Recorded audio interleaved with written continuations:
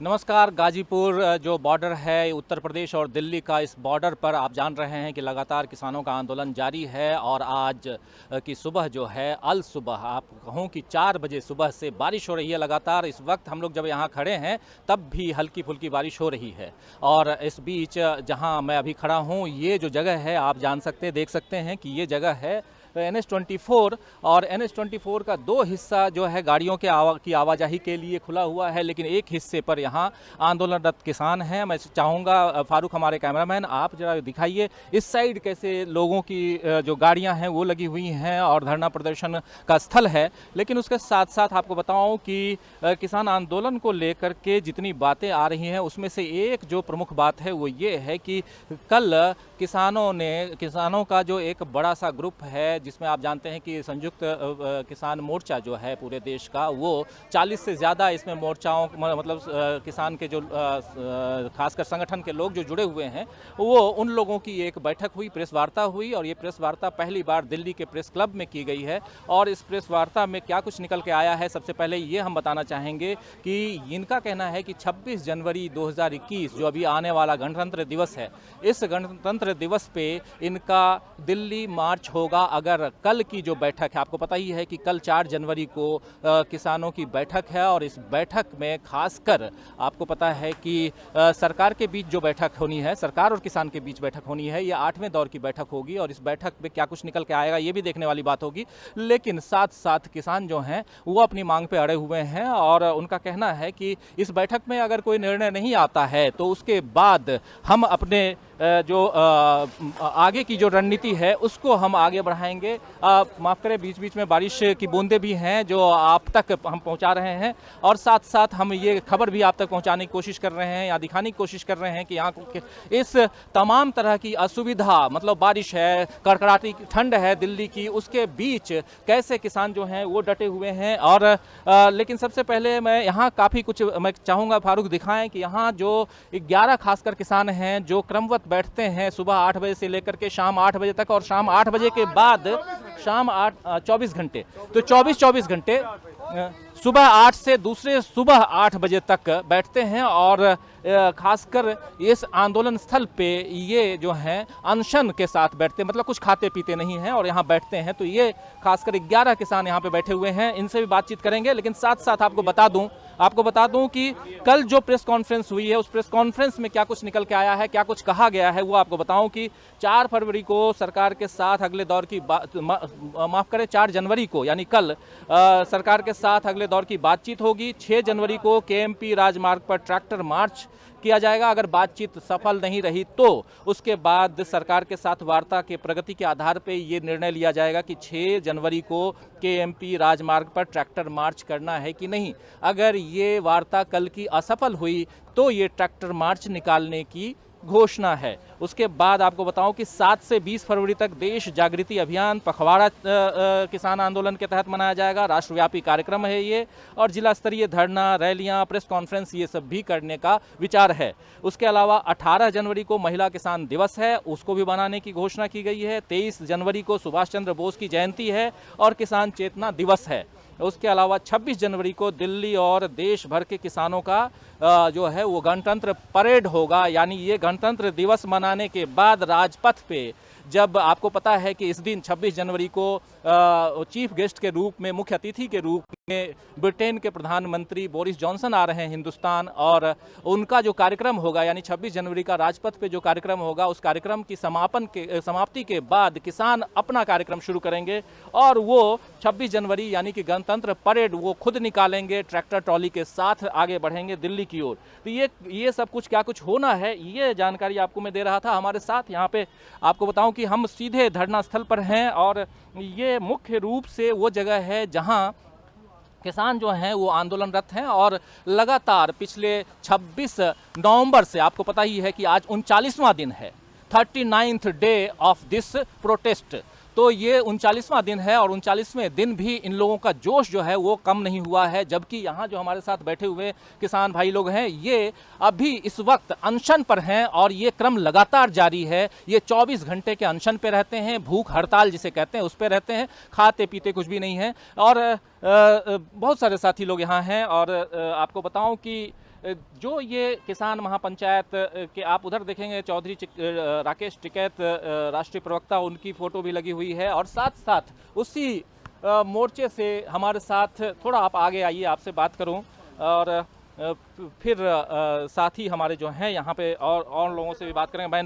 बैनपाल चौहान जी हैं, राष्ट्रीय उपाध्यक्ष हैं। इनके साथ इस चर्चा की शुरुआत करना चाहूँगा। जो दोस्त साथी हमारे साथ अभी देर से जुड़े हैं उनको मैं एक बार फिर से बता दूं कि इस वक्त हम गाजीपुर बॉर्डर पे हैं। आपको बता दूं ये गाजीपुर बॉर्डर वही है जो दिल्ली और यूपी को जोड़ता है, और इस बॉर्डर पर किसान जो हैं वो धरनारत हैं। और इस वक्त हम यहाँ पे इस बारिश के मौसम में आपको किसानों के हौसले को, जज्बे को लेकर के दिखाने की कोशिश कर रहे हैं कि उनका हौसला जो है वो कहीं से भी कमज़ोर नहीं पड़ा है, पस्त नहीं पड़ा है। और हमारे साथ अभी बैनपाल चौहान जी राष्ट्रीय उपाध्यक्ष हैं जो भारतीय किसान यूनियन के वो मौजूद हैं। सबसे पहले तो आपको इस कार्यक्रम में आपका स्वागत करता हूँ बैनपाल चौहान जी। और मैं चाहूँगा, बहुत बहुत धन्यवाद। और मैं चाहूँगा कि ओवरऑल जो आज की स्थिति है, हम देख रहे हैं कि जिस प्रकार यहाँ पे चारों तरफ पानी पानी और पानी ही है सिर्फ, उसमें भी आप लोगों का जोश जो है, जज्बा जो है वो कमज़ोर नहीं पड़ा है। क्या कारण है? नहीं, किसान है, इससे तो ये तो आपने देखा होगा कि हार्ट कपा देने वाली सर्दी में काम करता है और बहुत ही तपती धूप में काम करता है, तो किसान का तो जज्बा बना रहे। धूप, गर्मी, बरसात जो भी है उसमें किसान जो हैं ये दिखा रहे हैं कि मौसम की मार हमारे ऊपर नहीं पड़ने वाली है।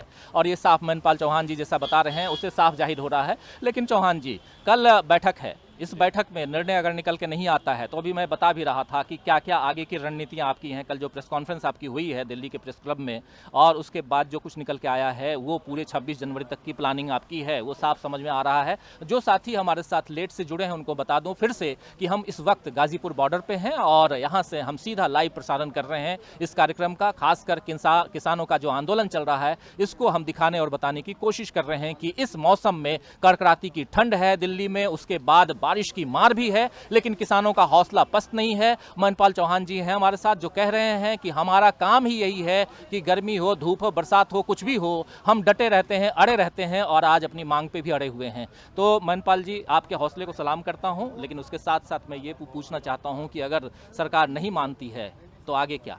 तो हम तो डटे हुए हैं यहाँ पे जी। और जो आपने बताया है भी, हमारे राजपथ पे भी हमारा मार्च होगा जी। ट्रैक्टर चलेंगे वहाँ पर, तिरंगा अपना झंडा लगा करके हम वहाँ जाएंगे। और अपने जन जागरण का भी कार्यक्रम है, प्रेस कॉन्फ्रेंस भी है, वो भी सब हम लोग करते रहेंगे। तो कई सारे कार्यक्रम है जो कह रहे हैं बैनपाल चौहान जी कि ये सारे कार्यक्रम हम करते रहेंगे, डटे रहेंगे और आगे जो हमारी रणनीति है उस आधार पे हम काम करते रहेंगे। लेकिन चौहान जी, मैं ये पूछना चाहता हूँ कि बहुत सारी महिलाएं भी आई हुई हैं, बच्चे भी हैं, और तमाम लोगों को अगर पैन करिए, आप दिखाइए ज़रा, कैमरामैन से कहूँगा कि महिलाएँ इसी ओर आ रही हैं, तो ये उनके साथ में महिलाएं भी हैं। तो ये इस मौसम में, बरसात का मौसम है और इस मौसम में आप देख रहे हैं कि जिस प्रकार गाड़ियां भी चल रही हैं, लेकिन बारिश भी हो रही है, हल्की बारिश है इस वक्त, और इस बारिश में जिस प्रकार महिलाएं भी आ रही हैं और बच्चे हैं, उसके अलावा कई लोग हैं जो इस आपके धरना प्रदर्शन के समर्थन में आ रहे हैं, उनको जो असुविधा हो रही है उनकी देखभाल, उनके लिए क्या रख रखाव क्या है आपके पास? नहीं, कोई असुविधा नहीं है। किसान तो प्राकृतिक साधु है और प्रकृति की गोद में अठखेलिया करता है। आप देख रहे होंगे यहाँ का दृश्य, देखो कितना रोमांचकारी है, कितना आनंद में है और कितने लोगों के चेहरों पर खुशियाँ हैं। और सब लोग अपने अधिकार के लिए यहाँ दिल्ली में आए हैं और दिल्ली की गूंगी बहरी सरकार को बताने के लिए आए हैं।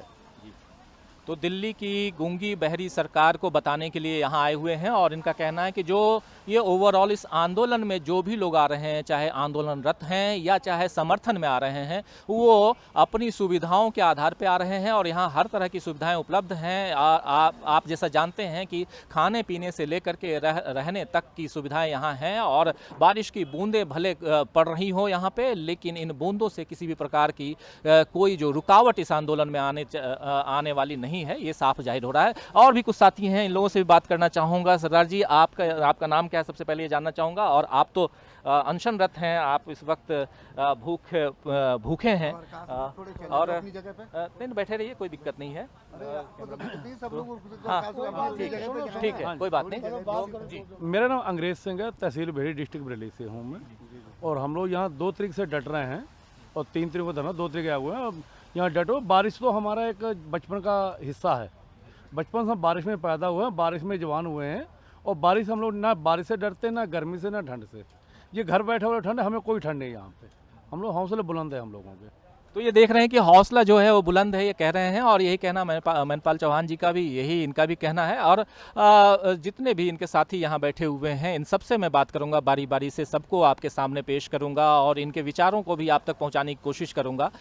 लेकिन आपको बता दूँ कि ये ओवरऑल थोड़ा सा मैं दिखाना चाहूँगा, फिर आप लोगों के पास आता हूँ कि ये NH-24 है। और NH-20 जो साथी हमारे साथ जुड़े हैं, लेट जुड़े हैं, उनको बता दूँ NH-24 का ये जो लेन है 6 लेन अलग अलग लेन्स हैं, जिसमें आप देखिए कि गाड़ियां आ रही हैं जा रही हैं, 2 लेन खाली किए हुए हैं। उसके अलावा एक लेन जो कि अभी धरना प्रदर्शन के लिए लोग यहां बैठे हुए हैं। और हम इस वक्त जो आपको ये कार्यक्रम पेश कर रहे हैं ये सीधा का सीधा धरना प्रदर्शन का जो स्थल है, मुख्य स्थल, यहां से पेश कर रहे हैं। और ये आपको बताने की कोशिश कर रहे हैं कि आखिर क्या कुछ चल रहा है इस देश में, और खासकर जो ग्राउंड जीरो है और जिस जगह पे हम ये उपस्थित हैं, बिल्कुल ये ग्राउंड जीरो जो कहा जा सकता है कि ये धरना प्रदर्शन के लिए बहुत ही उपयुक्त माना गया किसानों की तरफ से। और जब किसान, आपको पता है कि अलग अलग जगहों से दिल्ली कूच कर रहे थे, ये प्रदर्शन स्थल कैसे बना ये आपको बता दूं। क्योंकि जब जो किसान हैं वो अपने अपने एरिया से कूच कर रहे थे, कोई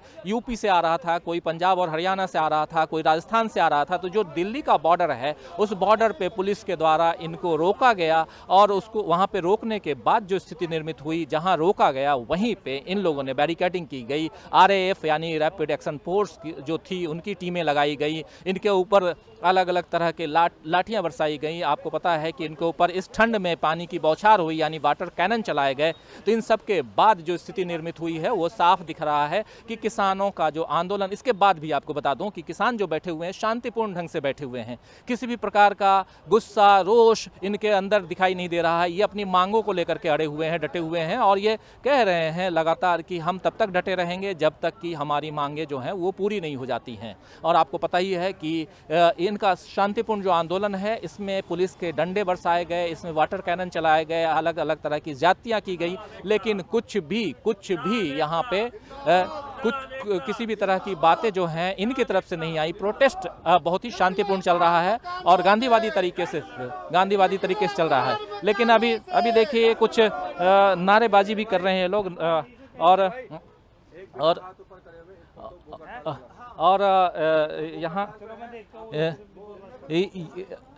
ये जो लोग आप देख रहे हैं, ये लोग जो हैं ये भूख हड़ताल पे बैठे हुए हैं। 24 घंटे ये भूख हड़ताल पे बैठते हैं और इनके बाद ये चेन चल रहा है। 24 घंटे इनकी भूख हड़ताल, 24 घंटे के बाद जो है ये दूसरे जो हैं वो अपने भूख हड़ताल पे आ जाते हैं, बैठते हैं। तो 11 लोगों की इनकी टीम आती है, 11 लोग बैठे हैं। आज सुबह 8 बजे से कल सुबह 8 बजे तक बैठेंगे, कल सुबह 8 बजे फिर दूसरी टीम आ जाएगी 11 लोगों की, वो भूख हड़ताल पे बैठेगी। तो ये अपने आप में गांधीवादी तरीके का एक अलग जो प्रोटेस्ट है, सत्याग्रह जिसे कह सकते हैं, वो है। इनका आग्रह यही है कि इनकी मांग जो है वो सरकार माने, और सरकार जो है वो अभी तक झुकती हुई दिखाई नहीं दे रही है।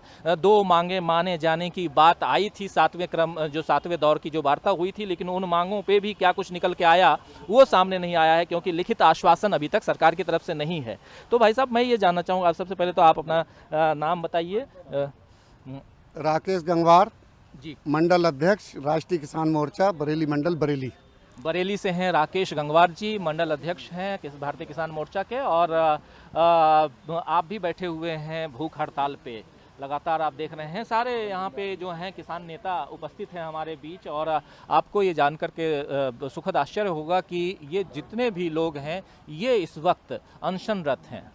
ये सुबह से हम जैसे उठते हैं चाय की, अभी मैंने देखा कि चाय की प्याली आई लेकिन इन्होंने मना कर दिया। तो ये भी एक इस ढंग का एक प्रोटेस्ट अपने आप में है कि हमें जो है अपने ऊपर जो भी परेशानियां हैं, कष्ट है, वो मुझे खुद भोगना है, भुगतना है, लेकिन हमारी जो मांग है वो आप मान लीजिए।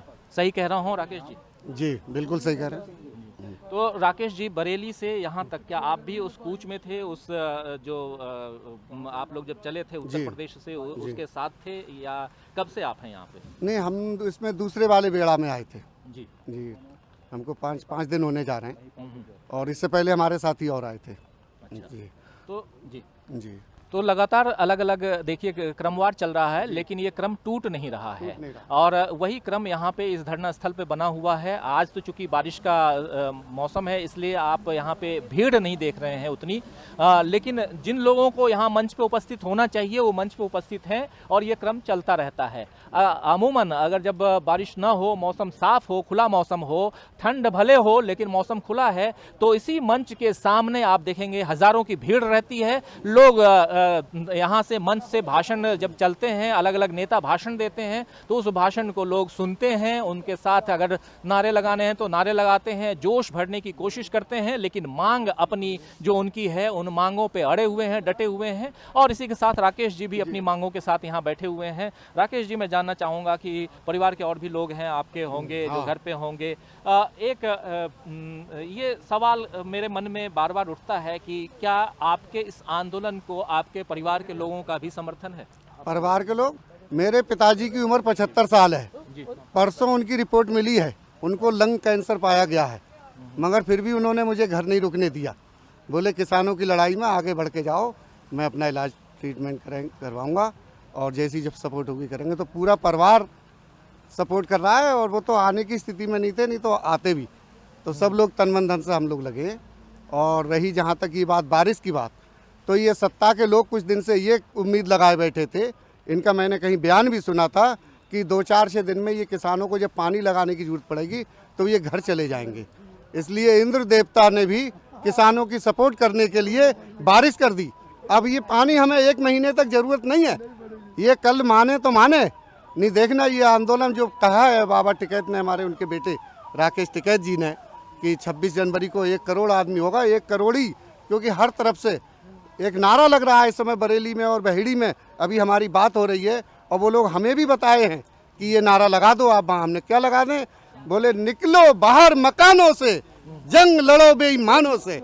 ये नारे के साथ वहाँ पर जो है लोग उत्साहित हैं। तो आप देखिए ये जोश जो है, ये जज्बा जो है, ये बरकरार, ये हौसला यहाँ पे आप देख लीजिए, जिसमें नारे भी हैं और तरह तरह की तमाम बातें हैं जो खासकर जैसे बता रहे हैं कि इनके पिताजी 75 साल के हैं और उनको लंग कैंसर की सूचना कल ही मिली है, रिपोर्ट कल आई है, लेकिन उसके बाद भी पिताजी का जो हौसला है वो बुलंद है। वो भी कह रहे हैं कि बेटा तुम जाओ, मोर्चे पे रहो और मैं यहाँ जो हूँ अपनी व्यवस्था कर लूँगा। घर से तमाम लोग जो हैं इनके साथ हैं और कह रहे हैं कि हम आपकी लड़ाई में आपके साथ हैं। तो कुल मिलाकर के जो हम देख रहे हैं कि खासकर किसानों का जो आंदोलन है वो अनवरत जारी है और इस आंदोलन में खासकर मैं जैसे बता रहा हूँ कि अभी मैं धरना स्थल पे हूँ, ग्राउंड जीरो पे हूँ। ये जो जगह है, ये जगह गाजीपुर बॉर्डर है जो दिल्ली और उत्तर प्रदेश को ये जगह जोड़ती है और वहीं पर ग्राउंड जीरो जहाँ से भाषण देते हैं किसान नेता और अपने समर्थकों में जोश भरने की कोशिश करते हैं, और उसी जगह पे हम उपस्थित हैं जो बात कर रहे हैं लोगों से, जो कह रहे हैं कि हमारा जोश जज्बा जो है वो कमज़ोर नहीं होने वाला। और भी साथी हमारे साथ हैं, कुछ और लोगों से मैं बात करना चाहूँगा। जैसे आप भाई साहब कहाँ से आए हैं और आप भी अनशन पे हैं? हाँ जी, बेहड़ी तहसील से बाज सिंह। जी, क्या नाम बताया? बाज सिंह, जथेदार बाज सिंह। अच्छा, हाँ ठीक जी, है। बेहड़ी तहसील से। हाँ जी, हमारे ये 3 कानून है, वापस कर दे 4 तारीख को वापस चले जाएंगे, नहीं करेगा फिर देख ही रहे जो कुछ होगा। तो ये जो 4 तारीख की बात मैं लगातार बता रहा हूँ आपको कि 4 को अगले दौर की बैठक है सरकार और किसान नेताओं के बीच में, संगठन के बीच में, और उसके बाद क्या कुछ निकल के आता है ये देखने वाली बात होगी। लेकिन अभी तक जो 7 वार्ताएं हुई हैं उन वार्ताओं में 7वें दौर की जो वार्ता थी उसमें कहा गया कि हाँ कुछ बर्फ जो है वो पिघली है, थोड़ी सी बातचीत बड़े ही नर्म माहौल में हुई है, लेकिन बातचीत का हल अभी तक सामने नहीं आया है। जिस ढंग से किसानों की तरफ से जो मांग है, उन मांगों पे सरकार की तरफ से जो आश्वासन दिया गया उस पे लिखित आश्वासन कुछ भी नहीं है, ये कहा गया है। लेकिन इसके बाद एक गुस्सा भी नजर आ रहा है, जिसमें कल प्रेस कॉन्फ्रेंस में किसानों ने जो प्रेस कॉन्फ्रेंस की है उसमें कहा है कि हमारी मांगे जैसी कही गई थी कि हाँ मान ली गई हैं 2 मांगे। खासकर उन 2 मांगों में एक बिजली बिल की बात है और दूसरी बात पराली अध्यादेश की है। तो इन दोनों मांगों को लेकर भी, हालांकि ये दोनों अध्यादेश है और इन मांगों को लेकर के भी अभी कुछ भी सामने नहीं आया है। तो मैं आपसे ये जानना चाहूँगा भाई साहब कि ओवरऑल सरकार की तरफ से जो अभी बातें आज 39 दिन बीत रहे हैं, 39वां दिन बीत रहा है, और जिस प्रकार से बातें होनी चाहिए थी, मांग होनी चाहिए थी और उस पर सरकार को पहल करनी चाहिए थी, वो पहल दिखाई नहीं दे रही है। लेकिन आप क्या कहेंगे इस पर? हम सोच रहे हैं कि 4 तारीख को अगर पहले उन्होंने कर ली, दे दिया मांगे तो सही है, नहीं तो फिर जो कुछ होना वो देख ही रहे हो। हाँ जी, मतलब आप देख ही रहे हो जो कुछ होना, अगर दे दी तो सही है, फिर तो वापस चले जाएंगे। हाँ।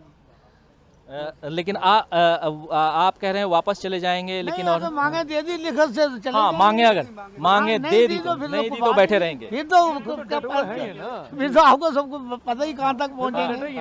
हाँ जी, हाँ जी, फिर तो आर पार की है। जी देख ही रहे हो, बारिश हो रही, सब काम हो रहे हैं, खेत भी भर गए, अब तो कोई चिंता नहीं खेतों की भी।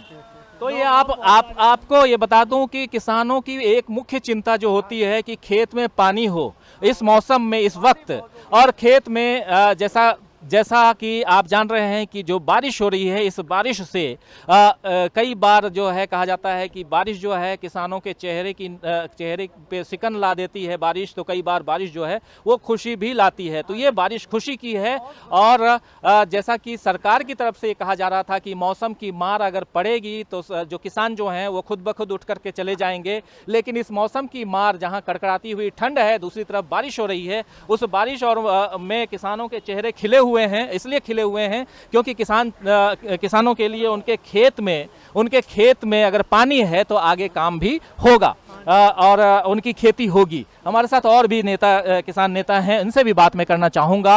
और दोस्तों, मैं आपको बता दूं, जो साथी हमारे साथ लेट से जुड़े हैं उनके लिए सूचना दे दूं कि हम अभी ग्राउंड जीरो पे हैं। ये ग्राउंड जीरो जो है वो है गाजीपुर बॉर्डर, यानी कि दिल्ली और उत्तर प्रदेश को जोड़ने वाली सड़क जो NH-24 है उस पे, और यही धरना स्थल यानी जीरो ग्राउंड पे बिल्कुल हम उपस्थित हैं। और यहाँ से, इस धरना स्थल से हम आपके लिए इस कार्यक्रम को पेश कर रहे हैं। लाइव आप हमें देख रहे हैं यहाँ से, और जो साथी हमारे साथ देर से जुड़े हैं उन सब का मैं स्वागत कर रहा हूं इस कार्यक्रम में। और यहां आपको फिर से एक बार रिकैप करता हूं जो बाद में जुड़े हमारे साथ, कि इस धरना स्थल पे खासकर 11 किसान ऐसे हैं जो जुड़े हुए हैं और सुबह से ये लगातार अनशनरत हैं। सुबह 8 बजे से इनका जो एक क्रमवार चलता है, सुबह 8 बजे से लेकर के कल दूसरे दिन सुबह 8 बजे तक ये धरना पे रहेंगे और अनशन पे रहेंगे, भूख हड़ताल पे रहेंगे। इसके बाद ये उठ के जाएंगे, दूसरी टीम जो है वो बैठ जाएगी। तो ये भी एक मैसेज है सरकार के लिए कि हम जो भी रहे, आपको परेशानी में नहीं डाल रहे हैं, खुद को परेशानी में डाल रहे हैं, लेकिन अपनी मांगे मनवा के रहेंगे। आप में अगर थोड़ी सी भी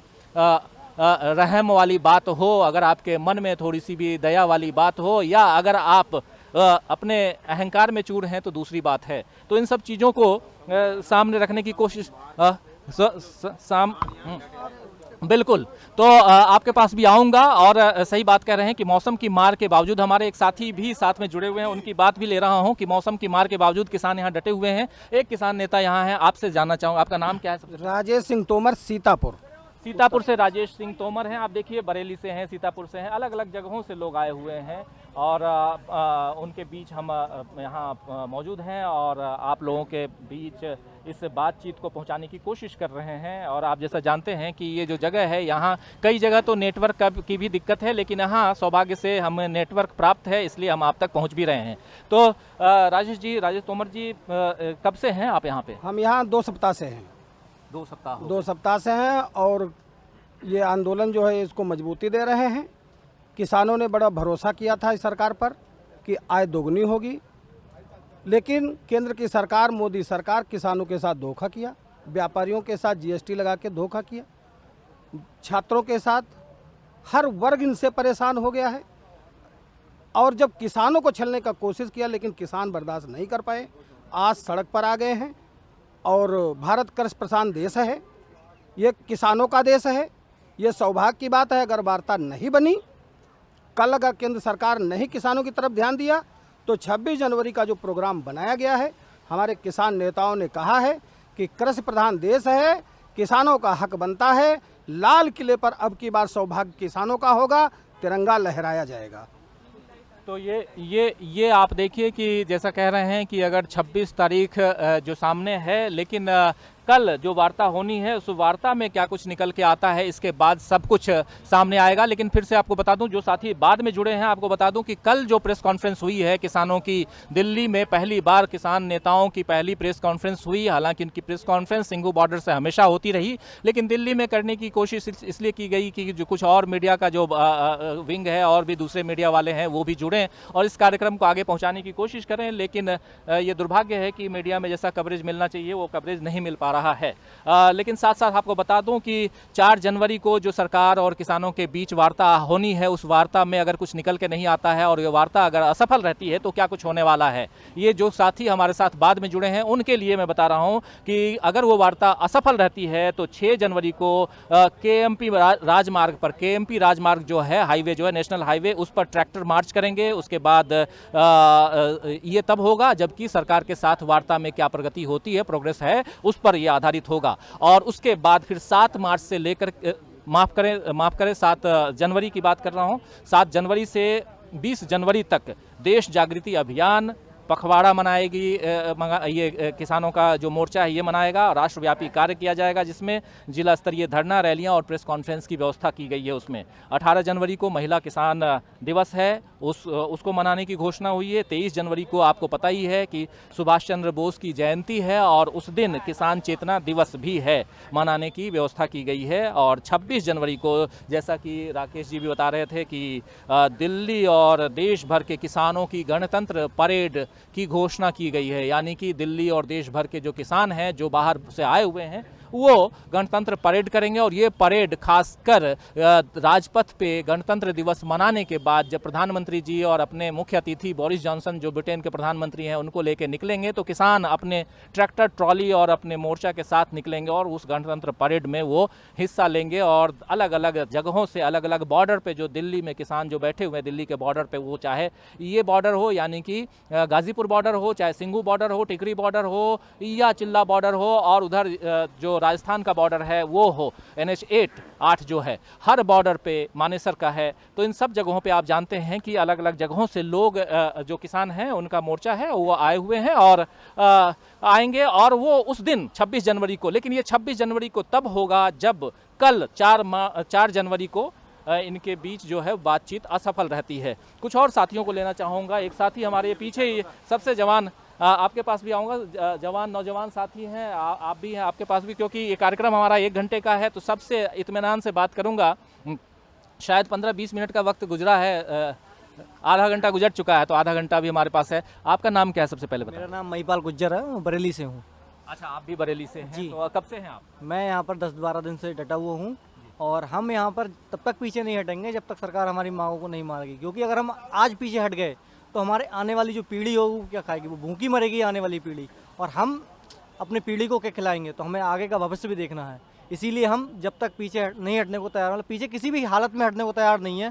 सरकार को अपनी मांगें माननी ही पड़ेंगी, अपने बिल वापस लेने पड़ेंगे, और बिल वापस नहीं लेती है तो हम आर पार की लड़ाई लड़ने को तैयार बैठे हुए हैं। क्योंकि पानी में भी, इतने पानी में भी हम यहाँ पर डटे हुए हैं। और सुबह 8 बजे का आंसर रहता है, हम 7:45 बजे यहाँ पहुँच जाते हैं। हम 7:45 बजे इस बारिश में भी यहाँ पहुँच गए थे, जिससे हम अनशन पे अपने पहुँच सकें अपने टाइम से पहले। आप भी अनशनरत हैं? जी, हम अनशन रहता है 24 घंटे के लिए यहाँ पर। और हम ऐसा समझ लो, अपने किसान, जो भी किसान साथी यहाँ आए हुए हैं, वो किसी हालत में पीछे हटने को तैयार नहीं। सरकार को तो नीचे गिरना ही होगा, बिना गिरे कोई सवाल ही नहीं है। तो ये हौसला देखिए, जज्बा देखिए कि जिस प्रकार कह रहे हैं कि सरकार को तो पीछे हटना ही होगा, ये इनके जज्बे को बताता है, इनके हौसले को बताता है कि किस प्रकार ये भले अनशनरत हैं, सुबह 8 बजे कह रहे हैं, बारिश के बाद भी ये 7:45 बजे यहाँ पहुँच गए थे, तो अनुशासन का पूरा पालन कर रहे हैं और बहुत ही शांतिपूर्ण ढंग से। आप देखें तो इस धरना स्थल पे अभी थोड़ी बारिश रुकी हुई है, लेकिन कहीं किसी प्रकार की जो चीख चिल्लाहट, हल्ला गुल्ला, ये सब आप कुछ नहीं देखेंगे। यहाँ आप साफ देखेंगे शांतिपूर्ण ढंग से लोग अपनी बात रख रहे हैं, शांतिपूर्ण ढंग से। अगर माइक चालू होता है तो अपने भाषण देते हैं, उसमें भी क्रमवार चलता है, उसमें भी लोगों के नाम जो हैं वो लिखे जाते हैं और उसके बाद जो है लोग आते हैं और अपनी अपनी बातें रखते हैं और जाते हैं, और एक लंबी भीड़ भी यहाँ होती है। तो ये क्रम जो है आप न सिर्फ यहाँ ग्राउंड ज़ीरो यानी कि आप गाज़ीपुर बॉर्डर पे देखेंगे, बल्कि ये क्रम जो है आप देखेंगे सिंघू बॉर्डर पे भी, टिकरी बॉर्डर पे भी, चिल्ला बॉर्डर पे भी, हर जगह आप यही देखेंगे। तो ये जो शांतिपूर्ण ढंग का आंदोलन है अपने आप में सरकार को हिलाने वाला आंदोलन कह सकते हैं। और लेकिन क्या सरकार हिलती है कि नहीं, ये देखने वाली बात होगी, ये देखने वाली बात होगी। लेकिन मैं आऊँगा, और भी साथी हैं, सबके पास सबके बीच आऊँगा, लेकिन एक साथी हमारे बहुत देर से हैं। और क्या नाम आपका? सर्वजोत सिंह, बिलासपुर से हैं, डिस्ट्रिक्ट रामपुर से। और यहाँ पहले दिन से यहाँ जुड़े हुए हैं, और वहाँ भी हमने रामपुर में भी जब हमने दिल्ली कूच के समय में गिरफ्तारियाँ दी हैं। और सबको यही आपके चैनल के माध्यम से यही बताना चाहता हूँ, ये तीनों कानून के बारे में जन जन को पता चल जाना चाहिए कि तीनों कानून वापस करने के लिए किसान क्यों यहाँ बैठा है। तीनों कानूनों को देख लिया जाए कि पहले तो है इन्होंने ज़रूरी वस्तु अधिनियम को इन्होंने भंग कर दिया, वहीं से इनकी मानसिकता, इनका विचार, इनका रुझान कॉरपोरेट की तरफ कैसे ये उनको फ़ायदा पहुँचाने के लिए इन्होंने ये भंग किया। दूसरा ये कह रहे हैं भाई एपीएमसी जो भी मंडी है हमारी, उसके पैरेलल ये किसी एक मंडी को खड़ी कर देंगे। उसमें दूसरा इनका सोच देख लीजिए, मंडी किस तरीके से ख़त्म की जाएगी। ये बिहार भी एक उदाहरण है। बिहार में मंडी 14 साल पहले खत्म कर दी गई थी 2006 में, और वहाँ की स्थिति देख लीजिए। यही स्थिति जो है ये पूरे भारत में लागू करना चाहते हैं। और इससे क्या होगा, सब जगह जो है भारी जमाखोरी होगी, और जो है रेटों में उछाल करवा दिया जाएगा, और जो जनता है वो भूखी मरेगी। और तीसरा जो है इन्होंने एक पैरेलल हो गया, एक आपको ज़रूरी वस्तु अधिनियम बता दिया, और कॉन्ट्रैक्ट फार्मिंग में ये बताइए, तीनों एक दूसरे से मिले हुए ये कानून हैं। कॉन्ट्रैक्ट फार्मिंग में इन्होंने प्रावधान ऐसे रखे हैं जिससे कि हमारे किसानों की ये ज़मीन पे कब्जा करने की मंशा है इनकी। किसी तरफ से ये जो कुछ अंधभक्त हैं जो इनके पास लगे हैं, इनके साथ लगे हैं, और ये देखिए सरकार भी लगातार प्रोपेगेंडा ये चला रही है। इनको जो है जब इनको कदम पीछे हटाने पड़ेंगे तो ये पूरे ऑल इंडिया लेवल पे और पूरे दुनिया में इनकी किरकिरी होगी कि ये झूठी सरकार है, क्योंकि इन्हें तीनों कानून पीछे लेने ही पड़ेंगे, क्योंकि इसमें प्रावधान ऐसे हैं जो जनता को ये भूखे मारना चाहते हैं, उनकी ज़मीनें हड़पना चाहते हैं। रेवेन्यू देखिए, कॉन्ट्रैक्ट फार्मिंग में रेवेन्यू एक्ट के आधार पे इन्होंने वहाँ प्रावधान रखा है कि अगर इनका कॉन्ट्रैक्ट टूटता है तो जो भी इनका सिस्टम होगा, पहले कुछ चंद शब्द दूसरे लिखती हैं, उसके बाद इन्होंने रेवेन्यू एक्ट के तहत ले लिया ऐसे जी। और रेवेन्यू एक्ट में कुर्क हो सकती है आपकी ज़मीन, और आपकी जो है ज़मीन सीधे तौर पर कॉरपोरेट को देने का इनकी मंशा है। इनकी मंशा जग जाहिर हो चुकी है, और जितनी जल्दी जितना लंबा ये प्रोपेगेंडा चलाएंगे उतनी इनकी किरकिरी पूरे ऑल इंटरनेशनल स्तर पर इनकी होगी। और आगे से इनकी सरकार नहीं आ रही है, किसानों की ही अब सरकार जो है ये इंडिया में आने जा रही है। और इसी के साथ आपको ज़्यादा समय और भी लोगों को देने हैं, और तीनों ये कानून को मैंने आपको विस्तार पूर्वक समझा दिया। सभी को ये मालूम है, फिर भी ये प्रोपेगेंडा चला रहे हैं। इनकी बहुत होने जा रही है आगे। तो जैसा आप जिंदाबाद तो जैसा आप सुन रहे हैं कि जो 3 कानून है इसको लेकर के जो चिंताएं हैं किसानों की, उन चिंताओं का बयान कर रहे थे अभी हमारे साथ, और बिलासपुर से आए हुए हैं, और ये बता रहे हैं कि किस प्रकार ये जो तीनों कानून हैं, इन तीनों कानूनों को लेकर के किसानों के बीच जो चिंता की भावना जो व्याप्त है, और उसको लेकर के जो धरना प्रदर्शन चल रहा है वो आप देख रहे हैं। और खासकर इनकी मांग यही है कि किसानों की जो मांग है वो ये है कि ये तीनों जो कानून हैं इनको रद्द किया जाए। ये कोई भी बुद्धिजीवी है वो ये तीनों कानून ये पढ़ेगा तो बिल्कुल इनके जो विचार हैं, इनकी जो सोच है कॉरपोरेट को सीधा मुनाफा देने की, वो बिल्कुल ये इसमें साफ जग जाहिर हो चुका है। फिर भी ये पीछे नहीं लेना चाहते हैं, तो इनकी जो है सरकार आगे नहीं आ रही है जी। तो ये जैसा आप जानते हैं कि सरकार जो है, चूंकि लोकतंत्र है और लोकतंत्र में सरकार जनता के द्वारा चुनी जाती है और जनता इस वक्त जो है आंदोलनरत है, सरकार से नाराज है और कहना है कि आने वाली जो सरकार होगी इनकी नहीं होगी। लेकिन हमारे साथ और भी साथी जुड़े हुए हैं। आप कहाँ से हैं?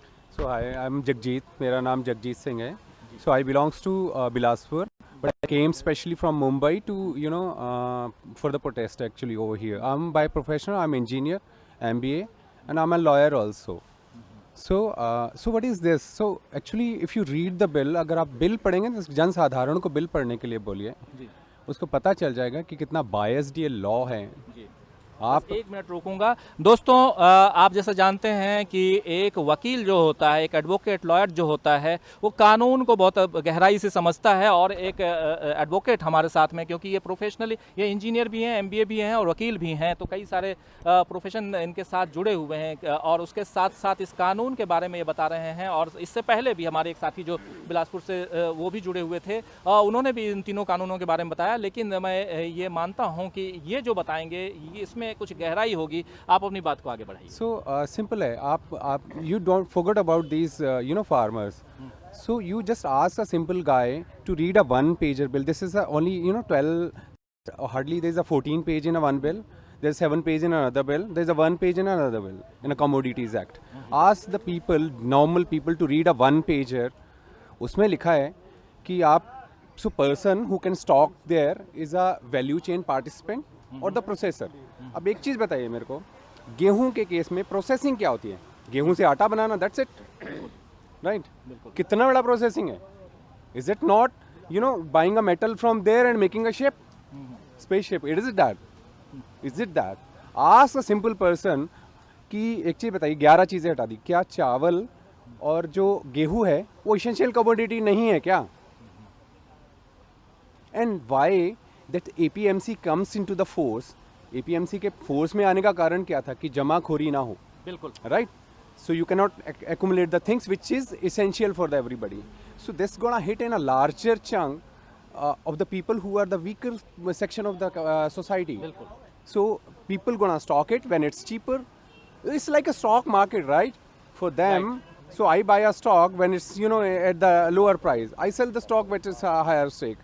So 2 रुपए किलो बिकने वाला गोभी यहाँ पे मुंबई में 80 रुपए 90 रुपए बिक रहा है, ठीक है? सो मेरे को बताइए, यहाँ से गोभी में कौन सा वैल्यू चेन पार्टिसिपेशन हो गया? किसी यहाँ से पैक करके चली गई, दिस इज हाउ? या 200 किलोमीटर यहाँ से, मेरे यहाँ से गोभी आती है और यहाँ तक आते आते 50 रुपए किलो हो जाती है और किसान वहाँ फ्री में, सो दे आर उसको डिस्ट्रॉय कर रहा है वो आदमी वहाँ पे। So what is this? And second, आप उस आदमी को कोर्ट जाने के लिए रोक रहे हो। SDM की decree is a civil decree, right? And SDM ने अगर कुछ गलत आदेश दे दिया, you can not prosecute him, मतलब उसको आप कोर्ट भी नहीं ले जा सकते। What is this? आपको लगता है कि, आप खुद बताइए मेरे को, आप पत्रकार हैं, आपको बताइए, अगर SDM से ही सारा जमाना चल रहा हो तो हाई कोर्ट, सुप्रीम कोर्ट बंद कर देने चाहिए इनको। बिल्कुल सही कह रहे हैं आप, बंद कर देने चाहिए। So who is the best place to influence SDM? मेरे को एक चीज़ बता दीजिए, बिल्कुल यही मैं कौन बोलने वाला उसको, उस SDM को बेस्ट प्लेस है, मतलब किस पैसे वाला बंदा बेस्ट प्लेस है ना उसको इन्फ्लुएंस करने के लिए? सिंपल है। सो आप एक मर्सिडीज में यहाँ आइए और एक बैलगाड़ी से यहाँ आइए, बैलगाड़ी को एक वो हवलदार भी रोक लेगा और मर्सिडीज को मेरे ख्याल से इंस्पेक्टर भी नहीं रोकेगा, right? It's a simple thing. तो यही है, ये इन्फ्लुएंस की बात है। और SDM की जो बात कर रहे हैं, इसको लेकर के भी सवाल उठ रहे हैं कि आखिर हमारी जो मांग है, या हम पे अगर किसी भी तरह का अगर जुल्म होता है तो हम कहाँ जाएंगे?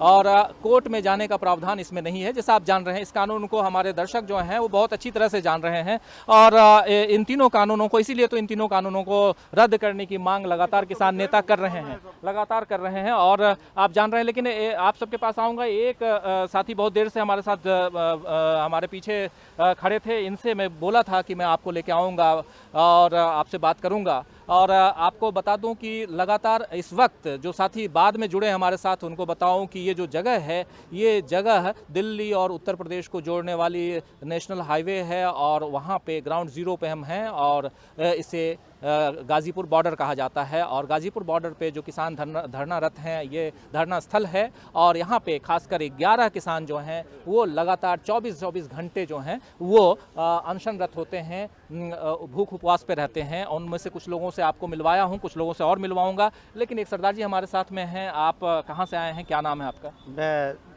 उत्तराखंड से आया हूँ, डिस्ट्रिक्ट उधम सिंह नगर बाजपुर से यहाँ पहुँचा हूँ और अपने किसान भाइयों को लगातार सहयोग कर रहा था और लगातार अब भी आगे भी सहयोग करूँगा। और जहाँ कब से हैं आप यहाँ पे?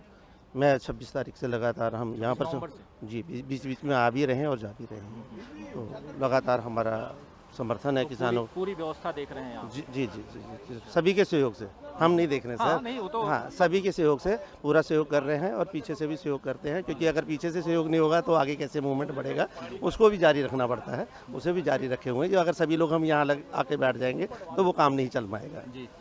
और दूसरी बात, जैसे कि आपके चैनल से किसानों के बिल के बारे में आप जानकारी चाह रहे हो, तो मेरा सबसे पहले तो मोदी जी से एक ही सवाल है, क्योंकि बिल तो मोदी जी ने बनाया है ना, उनकी सरकार ने बनाया है। मैं उनसे ये पूछना चाहता हूँ कि आप अदर तो मन की बात करते हो, जब किसानों का बिल बनाया तो क्या किसानों से मन की बात की कि ये बिल मैं बनाने जा रहा हूँ? किसानों से कहीं बात की?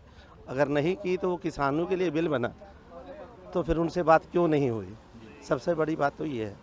दूसरी बात है कि अभी तक जिन्होंने बिल बनाया है वो कहते हैं कि इससे किसानों को बहुत बड़ा फ़ायदा होने वाला है, मगर अभी तक ना तो मोदी जी, ना जोगी जी, ना हमारे उत्तराखंड में त्रिवेंद्र रावत जी इस बात को समझा पाए हैं कि वो फ़ायदा है क्या। फ़ायदे के नाम से अगर उनसे पूछा जाता है, कुछ लोगों ने, मीडिया ने पूछा, तो वो कहते हैं ज़मीनें नहीं बिकेंगी। ये मैं पूछना चाहता हूँ, कोई फ़ायदा है इससे? किसानों का क्या फ़ायदा होने वाला है? ज़मीनें नहीं बिकेंगी। ज़मीन तो जब हमने बेचनी, लेकिन जिसकी ज़मीन है वो अगर बेचना चाहे तो क्यों नहीं बिकेंगी ज़मीनें? नहीं, वो हम बेचना वो कहना चाहते हैं ना कि इस बिल से ज़मीनें नहीं बिकेंगी। तो मैं ये कहता हूँ कि किसानों को कोई फ़ायदा है इससे? एक फ़ायदा तो बताओ ना। किसानों का फ़ायदा होता है फसल से, जो हमारे वो MSP मिलती है, टाइम से पैसा मिलता है। मैं उत्तराखंड से आया हूँ, मैं पूछना चाहता हूँ, बीजेपी की गवर्नमेंट है वहाँ पर, सेंटर में बीजेपी की गवर्नमेंट है। मैं आपको यहाँ पर एक कागज़ भी दिखा दूँगा, जो कि मेरा धान तुला हुआ है 26 तारीख का, और 48 घंटे की इन्होंने पेमेंट कह के कि 48 घंटे में पेमेंट हो जाएगी। 26 तारीख को हमारे से धान का पैसा तो इन्होंने दिया नहीं। गवर्नमेंट हमारे लिए एक श्योरिटी है, गवर्नमेंट हमारे लिए श्योरिटी है। ये प्राइवेट को कहते हैं कि प्राइवेट जाएगा, जब सरकार नहीं दे रही, सरकार से नहीं हमें मिल रहा, गन्ने का साल के बाद पैसा मिलता है, तो प्राइवेट से कैसे मिलेगा? क्या फ़ायदा है इसका? बताए ना मोदी जी, ये फ़ायदा है, सरकार नहीं दे रही है, प्राइवेट कहाँ से मिलेगा? तो फ़ायदा आज तक ये नहीं बता पाए। या तो ये कहो कि हमने किसानों को ख़त्म करने के लिए बिल बनाया है, तो हम समझ जाएंगे जी बिल्कुल फ़ायदा ये बिल बनाया है, वो हमें समझ आ रहा है। कहते हैं किसानों के फ़ायदे का बिल बनाया है, तो फ़ायदा तो गिनाओ। तो फ़ायदा किनका होने वाला है ये किसान जानता है। मोदी जी से मेरा एक ही कहना है आपके चैनल से कि इनको ये मत सोचो कि भोले भाले किसान हैं। इन्हीं के बेटे इंजीनियर हैं, इन्हीं के बेटे वकील हैं और इन्हीं के बेटे नेता भी हैं। बिल्कुल। तो किसान का बेटा जवान भी है, वकील भी है, इंजीनियर भी है और नेता भी है। उनको हर एक चीज़ की जानकारी है। जितना मर्जी ये झूठ बोलना चालू करें, जुमला बोलते हैं, जुमला बोलते हुए आ रहे हैं, जुमला बोलेंगे। किसान जाग चुका है, इन बिलों को वापस ले लेना चाहिए। उन्हीं में उनको फ़ायदा भी है और जनता का, देश का हित का भी है, देश को भी फ़ायदा है। और रही बिल की जानकारी कि ये सोचते कहते हैं कि उनको समझ नहीं पाए। अभी तक जितने भी बिल इन्होंने बनाए, मैं पहले पूछना चाहता हूँ, सबसे पहले इन्होंने सुनारों के लिए एक बिल बनाया, वो हड़ताल पे चले गए, कह रहे वो समझ नहीं पा रहे हैं। उसके बाद GST बनाई, कह रहे जी जो व्यापारी है वो समझ नहीं पा रहा है। अब किसानों के लिए बिल बनाया तो कह रहे ये समझ नहीं पा रहे। तो मेरे को ये बताइए, ये बिल यहाँ हिंदुस्तान में बन रहा है या कहीं ऊपर से बन के आ रहा है? जो हम सुनते थे कि ऊपर भी कुछ है, वहाँ से बन के आ रहा है और यहाँ के लोग नहीं समझ पा रहे। यहाँ के लोग सब समझते हैं और जो जेन्युइन बात है उसको रखना भी चाहते हैं। उन्होंने रखी है। 2 महीने से लगातार पंजाब में प्रोटेस्ट चला। कायदे अनुसार तो मोदी जी को वहीं जाके इनसे बात करनी चाहिए थी और वहीं पर जाके इस बिल को निरस्त करना चाहिए था। ये दिन ही नहीं आता जो लोग यहाँ पर दिल्ली कूच करने का। और इतने आप समस्याएं देख रहे हो, किन समस्याओं में हमारी जनता बैठी हुई है। किसान भाई किन समस्या से जूझ रहे हैं। तो ये बताना कि बिल के फ़ायदे तो हैं नहीं तो बताएं क्या। तो जब बिल का फ़ायदा नहीं है तो इनको बिल को वापस ले लें। जिनको फ़ायदा है वो मैं आपको सीधा सा बता दूं, स्टॉक पहले एक लिमिट था कि इतने लिमिट से ऊपर स्टॉक जाएगा तो प्रशासन काम करता था, तो रेट में कभी वो नहीं आता था, चढ़ाव नहीं आता था। अब इन्होंने कर दिया है कि ये कानून बना दिया है कि जितना मर्जी स्टॉक कर सकते हो। मैं आपसे पूछ रहा हूँ, अगर हमारा लाई होता, लाई जिसका तेल आप सरसों का तेल खाते हो, तो सरसों को हमने तो बेच दिया, उसका इन्होंने तेल करके स्टॉक कर लिया या सरसों स्टॉक कर लिया। तो आज क्या, आज से पहले 90-95 रुपये सरसों का तेल था। आज से 6 महीने पहले चले जाओ, 3 महीने पीछे चले जाओ तो लगातार रेट बढ़ रहा है। तो सरसों का रेट तो वही है। अगर आज मेरे को अपनी सरसों बेचनी है तो वही 4000 रुपये की सरसों है। तो उस टाइम जब 4000 रुपये की सरसों आज भी है तब भी थी, तब तेल का रेट था 95 रुपये और आज हो गया है 135 रुपये, 40 रुपये सरसों के तेल का रेट। तो मेरे को एक बात बताओ, ये फायदा किसान को हो रहा है या व्यापारी को हो रहा है? जो स्टॉक कर रहे हैं उनको फायदा हो रहा है। बिल्कुल सही कह रहे हैं। और यही मैं थोड़ा सा आपको रोकूंगा कि ये बताने की यहाँ कोशिश हो रही है कि जो आंदोलन है, ये आंदोलन क्यों चल रहा है और ये जो तीनों कानून है, खासकर ये देश किसानों का है, आपको सबको पता है। और साथ साथ ये किसानों का के लिए जो कानून आया है, इस कानून में किसानों के लिए किसानों से बात होनी चाहिए थी, तो किसानों से बात नहीं की गई, कानून को थोप दिया गया और उसके इफ्स एंड बट्स और उसके इन्स एंड आउट्स की जब बात की गई, जब देखा गया कि हाँ इससे क्या फ़ायदे हैं, क्या नुकसान है, तो फ़ायदे तो कम, नुकसान बहुत ज़्यादा दिखाई दिए। और इसी कारण आज यहाँ किसान जो हैं आंदोलनरत हैं। और आप देखिए, थोड़ा मैं दिखाऊंगा, पैन करना चाहूँगा कैमरे को कि अब धीरे धीरे चूँकि बारिश कम हुई है तो धीरे धीरे लोग जो हैं वो अलग अलग जो हैं धीरे धीरे इकट्ठा भी हो रहे हैं और इस मंच पे आने की कोशिश भी कर रहे हैं। और ये इसीलिए क्योंकि आप देखिए किसान एकता जिंदाबाद के नारे भी लग रहे हैं। तो ये इसलिए क्योंकि किसान जो हैं उस बारिश में, इस ठंड में भी यहाँ पे डटे हुए हैं, जुड़े हुए हैं और वो लगातार कोशिश कर रहे हैं कि इनकी मांग जो है वो सरकार मान ले। हमारे साथ और भी साथी जुड़े हुए हैं जो इस धरना स्थल पे बैठे हुए हैं और न सिर्फ बैठे हुए हैं बल्कि वो अनशनरत हैं और भूख हड़ताल पे हैं। 24 घंटे की हड़ताल इनकी रहती है और जैसा आप जान रहे हैं, मैं लगातार बता रहा हूँ कि यह हड़ताल जो है वो क्रमवार है, जारी है। और 24 घंटे एक ग्रुप, जो एक टोली बैठती है 11 लोगों की, उसके बाद 24 घंटे, अगला 24 घंटे जो होता है वो उसमें दूसरी टोली बैठती है। आपसे जानना चाहूँगा, आप भी लगातार बैठे हुए हैं, जब से पिछले 2 घंटे से हम लोग यहाँ पे हैं और लगभग 45 मिनट का ये कार्यक्रम हम कर चुके हैं और लगातार मैं देख रहा हूँ आप भी बैठे हुए हैं। आप कहाँ से आए हुए हैं और कब से? जी, सहारनपुर से हैं। आप सहारनपुर से हैं? शुरू से बैठे हैं, शुरू से बैठे हुए हैं, मतलब शुरुआत से 26 नवंबर से आप यहीं पे हैं। आप भी किसान हैं? हाँ जी। अच्छा, तो देखिए जैसे सरकार का एक ये भी कहना है कि किसान जो है वो बड़ी बड़ी गाड़ियों में आते हैं, उनको तो कोई ज़रूरत ही नहीं है। लेकिन कल मेरी बात हो रही थी तो कुछ किसान नेताओं का कहना था कि हम ज़रूरत की चीज़ें, चाहे हम मर्सिडीज़ में घूमें या बड़ी गाड़ियों में घूमें या ट्रैक्टर ट्रॉली में घूमें, क्यों नहीं घूमें। और ये मेरा भी सवाल यही है, आप हमारे साथी जो हैं, जो सुन रहे हैं हमसे, हमें इस वक्त, कि आखिर जब किसान इस देश का अन्नदाता है, इस देश की भूख को मिटाता है, तो अपने ज़रूरत की चीज़ें और अपने लिए अगर जो भी चीज़ ज़रूरी हो वो क्यों नहीं कर सकता है। जी, पहली बात तो जो कानून है उसके बारे में मैं आपको थोड़ा बाद में बताऊंगा। पहले मैं आपके माध्यम से मोदी जी को ये कहना चाहता हूं कि जो किसान है वो सहनशील है, कमज़ोर नहीं, और उसकी सहनशीलता की परीक्षा ना लें। उसकी सहनशीलता की परीक्षा मत ले। अभी भी इतनी सहनशीलता किसान दिखा रहा है और हम यहाँ बैठे हैं, भगवान से प्रार्थना कर रहे हैं कि भगवान मोदी जी को सद्बुद्धि दे दें, नहीं तो हमें अपनी सहनशीलता छोड़नी पड़ेगी। दूसरी बात, जैसे मेरे अभी एक वकील साथी ने बताया था, बहुत बारीकी से बताया था, शायद वो थोड़ा हिचकिचा रहे थे, वकील होने के नाते अनौपचारिक वर्ड यूज़ नहीं कर रहे थे, वो एक कानूनी लैंग्वेज यूज़ कर रहे थे। मेरे से यदि पूछे तो मैं स्ट्रेट फॉरवर्ड कहूँगा, ये कानून है ही नहीं, ये डेथ वारंट है किसान के और जनमानस के लिए मुसीबतों का पैगाम है। आप इसको लागू करके देखिएगा, आप थोड़ा बैठ के सोचिएगा इसके क्या क्या कॉन्सिक्वेंसेज होंगे, उसके क्या क्या रिपरकशंस होंगे। आम जनता को भी, किसान तो का जो हाल होगा वो होगा ही, किसानों की तो जो दुर्दशा होगी इस कानून के लागू होने से तो होगी, आम जनता को भी रोटी खाना दूभर हो जाएगा आप जरा देखिए इसको कैलकुलेट करके। अब मुझे नहीं पता मोदी जी किस विशेषज्ञ से सलाह लेते हैं। अभी एक मेरे साथी बता रहे थे कि आज तक इन्होंने जितने भी कानून बनाए, चाहे वो सोने पे है, चाहे वो जीएसटी पे है, किसी को इस धरती पे किसी को कुछ समझ में नहीं आ रहा सिवाय मोदी जी के। मोदी जी एक इतने समझदार हैं कि उन्हीं को सब कुछ समझ में आता है, बाकी को किसी को कुछ समझना नहीं।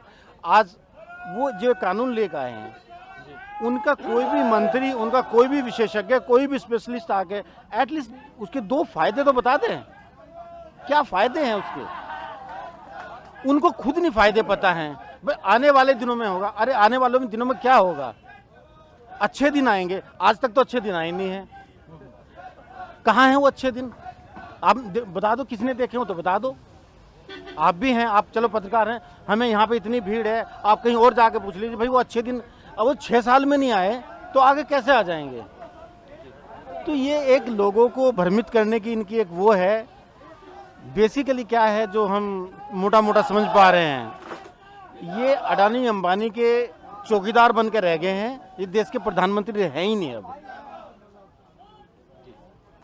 तो खासकर आप देख रहे हैं कि जो लोगों का, खासकर किसानों के बीच जो गुस्सा है वो भी साफ जाहिर हो रहा है, लेकिन ये गुस्सा बहुत ही संयम के साथ में है और ये बताने की कोशिश ज़रूर कर रहे हैं कि ये पूरा का पूरा जो मामला है ये कॉरपोरेट्स का मामला है और कॉरपोरेट्स के कारण जो है ये पूरा का पूरा जो कानून है वो बनाया गया है। और जी, मेरा ये कहना था कि ये कहते हैं ये कानून अच्छे हैं हमारे जो आपके इस बॉर्डर के आसपास, क्योंकि यहाँ हरियाणा और पंजाब से ऑक्सीजन मिली है हम लोगों को, लेकिन उत्तर प्रदेश में ये रामपुर तक तो थोड़ा संगठन और ये सब मजबूत है, लेकिन रामपुर से आगे बरेली की तरफ और ये उत्तर प्रदेश में सुप्रीम कोर्ट के आदेशों का उल्लंघन हो रहा है, लोकतंत्र का गला घोटा जा रहा है, किसानों को वहाँ पर रोका जाता है। गाँव में जो पुलिस क्राइम कंट्रोल के लिए, शांति व्यवस्था के लिए और प्रशासन को अपने दूसरे काम के लिए लगना चाहिए, वो प्रशासन सब किसानों को रोकने में लगा है कि वहाँ सर्दी में वहाँ पर मत जाओ, आंदोलन में मत करो, सरकार जो कर रही है वो ठीक कर रही है। तो ये जो प्रशासन आज हमें आंदोलन की चर्चा तक नहीं करने दे रहा है, कल को ये कहते हैं ये डीसी और ये डीएम ये हमें न्याय दिलाएंगे। आप गन्ने का उदाहरण देख लो, 3 साल से एक रेट नहीं बढ़ा। गन्ने की लागत 300-304 रुपये प्रति क्विंटल। हम नहीं कह रहे हैं, ये सरकार के संस्थान है, कृषि विश्वविद्यालय, चाहे मेरठ का हो, चाहे वो शाहजहाँपुर का गन्ना शोध संस्थान हो, वहाँ सबकी लागत देख लो 304 रुपये क्विंटल आ रही है। उस हिसाब से गन्ने का रेट 450 रुपये होना चाहिए। तो आज तक 3 साल से उत्तर प्रदेश में 1 पैसा नहीं बढ़ा है और 2-2 साल तक पैसा नहीं मिल रहा है। तो वो डीएम एसडीएम पैसा दिलवा रहे हैं क्या? तो यही हिसाब होगा। ये कुछ नहीं है। ये जो चौधरी चरण सिंह जी ने व्यवस्था करी थी, विधेयक लाए थे कि जिम्मेदारी प्रथा खत्म हो, लाल बहादुर शास्त्री जी लाए थे एफसीआई, भारतीय खाद्य निगम बनाया था, जिससे कभी इमरजेंसी में अनाज काम आएगा। और उसका आप उदाहरण देखो कि 1979 की सरकार में, जनता पार्टी की 77 में, जब देश में अकाल सूखा पड़ा था और देश भुखमरी की स्थिति में था, तो चौधरी साहब ने काम के बदले अनाज की व्यवस्था करी थी और वो अनाज काम आया था। लेकिन आज उस एफसीआई को, जो खराब प्रधानमंत्री थे, जिनको बेकार कहते थे, उनके ज़माने में ये एफसीआई 91,000 करोड़ के घाटे में थी और आज अच्छे प्रधानमंत्री के ज़माने में ये एफसीआई 4.5 लाख करोड़ के घाटे में पहुंच गई। और इसका नतीजा ये होगा कि 2-4 महीने में ही इस एफसीआई को ये दिवालिया घोषित करेंगे।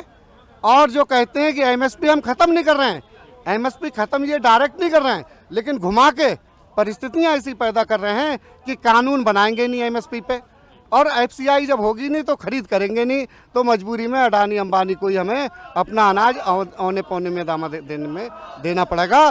तो किसान का माल सस्ता जाएगा, उपभोक्ता को माल कई गुना महंगा मिलेगा। ये इनके कृषि बिल हैं। तो ये जी दोगलापन देखिएगा। मोदी जी कहते हैं कि किसान अपना सामान पूरे देश में कहीं भी बेच सकता है, उसके तुरंत बाद मध्य प्रदेश के मुख्यमंत्री और हरियाणा के मुख्यमंत्री कहते हैं कि हमारे देश में आके, हमारे स्टेट में आके बेचो तो हम जेल में ठूस देंगे। हाँ, बयान देते हैं वो। अब मुझे ये, और प्रधानमंत्री जी उस पर कोई भी किसी भी तरह का कोई एक्शन रिएक्शन कुछ भी नहीं है। तो ये दोगलापन नहीं है तो क्या है? बिल्कुल बिल्कुल आपके पास फिर से आऊँगा, लेकिन कुछ साथी और भी जुड़े हुए हैं। ये एक इस पूरे के पूरे इस मोर्चे में आए हुए हैं और यहाँ पे देख रहा हूँ कि इस आंदोलन का समर्थन कर रहे हैं और किसान एकता जिंदाबाद का नारा भी लगा रहे हैं लगातार। कुछ गाजीपुर का आंदोलन में हमारे पंजाब से मंडी बोर्ड का जितना भी स्टाफ है वो यहाँ पर पहुँचे हुए हैं। बहुत बहुत आभार इस मंच की तरफ से इनका। तो मैं चाहूँगा कि आप इनके भी विचार सुने। तो ये मंडी बोर्ड और मंडी की बात जहाँ आती है कृषि उपज मंडी और खासकर कहा जा रहा है और जैसे जान रहे हैं कि इस कानून के बाद ये कृषि उपज मंडी जो है एपीएमसी उसको खत्म कर दिया जाएगा। तो थोड़ा आप आगे आइए, फिर मैं आपसे बात करना चाहता हूँ क्योंकि मंडियों के अस्तित्व का सवाल है। आप लोग तो सब कुछ उससे संबद्ध हैं। अब कैसी चिंता है आप लोगों के मन में कि इस कानून के बाद, ये कानून जैसे अब तो कानून बन चुका है और उसको ख़त्म करने की बात हो रही है, अगर ये कानून ख़त्म नहीं होता है फिर क्या आगे? अगर ये कानून ख़त्म नहीं करेंगे तो हमारे किसान रुल जाएंगे और ख़ास करके हमारा महकमा भी किसानों के साथ है। और अगर किसान हमारे भी जो ऑफिस है उसके वर्करों पे भी बड़ा असर पड़ेगा। ये कानून हम वापस दिलवा कर ही रहेंगे क्योंकि किसान हैं तो हम हैं। हमारी मंडियां बंद होगी तो हमारे तो बच्चे भूखे मरेंगे ना। तो इसलिए हम ये कानून हर हालत में वापस दिलवा कर ही रहेंगे। दोस्तों मैं 1 मिनट रोकूंगा क्योंकि ये लाइव चल रहा हूँ, काफ़ी सारे लोग जुड़े हुए हैं। दोस्तों मैं आपको बता दूं कि ये पूरा आंदोलन जैसा चल रहा है, इस आंदोलन में इस तीनों कानूनों को खत्म करने की कोशिश तो मतलब उसके लिए ही आंदोलन चल रहा है, लेकिन साथ साथ आप देख रहे हैं कि यहाँ जो है कृषि उपज मंडी जैसा आप जान रहे हैं एपीएमसी उसको खत्म करने का भी प्रावधान है और वो खत्म, और उसका एक उदाहरण बिहार है जिसमें 2006 में खत्म कर दिया गया। लेकिन वहाँ पे जो स्थितियाँ निर्मित हुई हैं वो बिहार के लोगों से आप पूछिए, वहाँ खेती किसानी लगभग खत्म हो चुका है। तो वैसी स्थिति में अगर आप लोग पंजाब से आए हुए हैं और आपकी चिंता साफ यहाँ झलक रही है और जी थोड़ा जी टोटल 153 मंडियाँ हैं जी।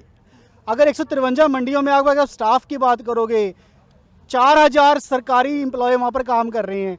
अगर ये कानून आ गए तो आप देखिए 4000 के साथ कितने सारे लोग जुड़े हुए हैं। हम किस दिशा में जा रहे हैं हमें तो समझ में नहीं आ रहा, सरकारें क्या सोच रही हैं।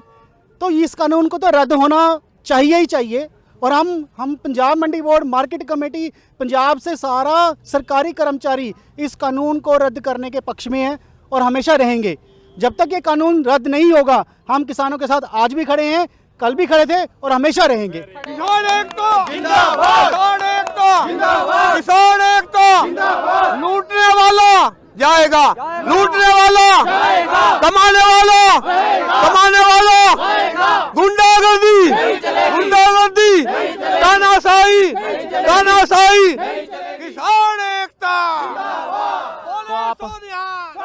तो आप देख रहे हैं किसान एकता जिंदाबाद के नारे लग रहे हैं और साथ में मंडी कृषि उपज मंडी से जो लोग आए हुए हैं, महिलाएं हैं, इन लोगों की चिंता जाहिर है कि ये लोग, इनका कहना है कि अगर ये कानून रद्द नहीं हुआ तो कृषि उपज मंडी भी खत्म हो जाएंगी और मंडियां खत्म होंगी तो वहाँ के जो कर्मचारी हैं उनका भविष्य भी अधर में लटक जाएगा कि आगे क्या होगा।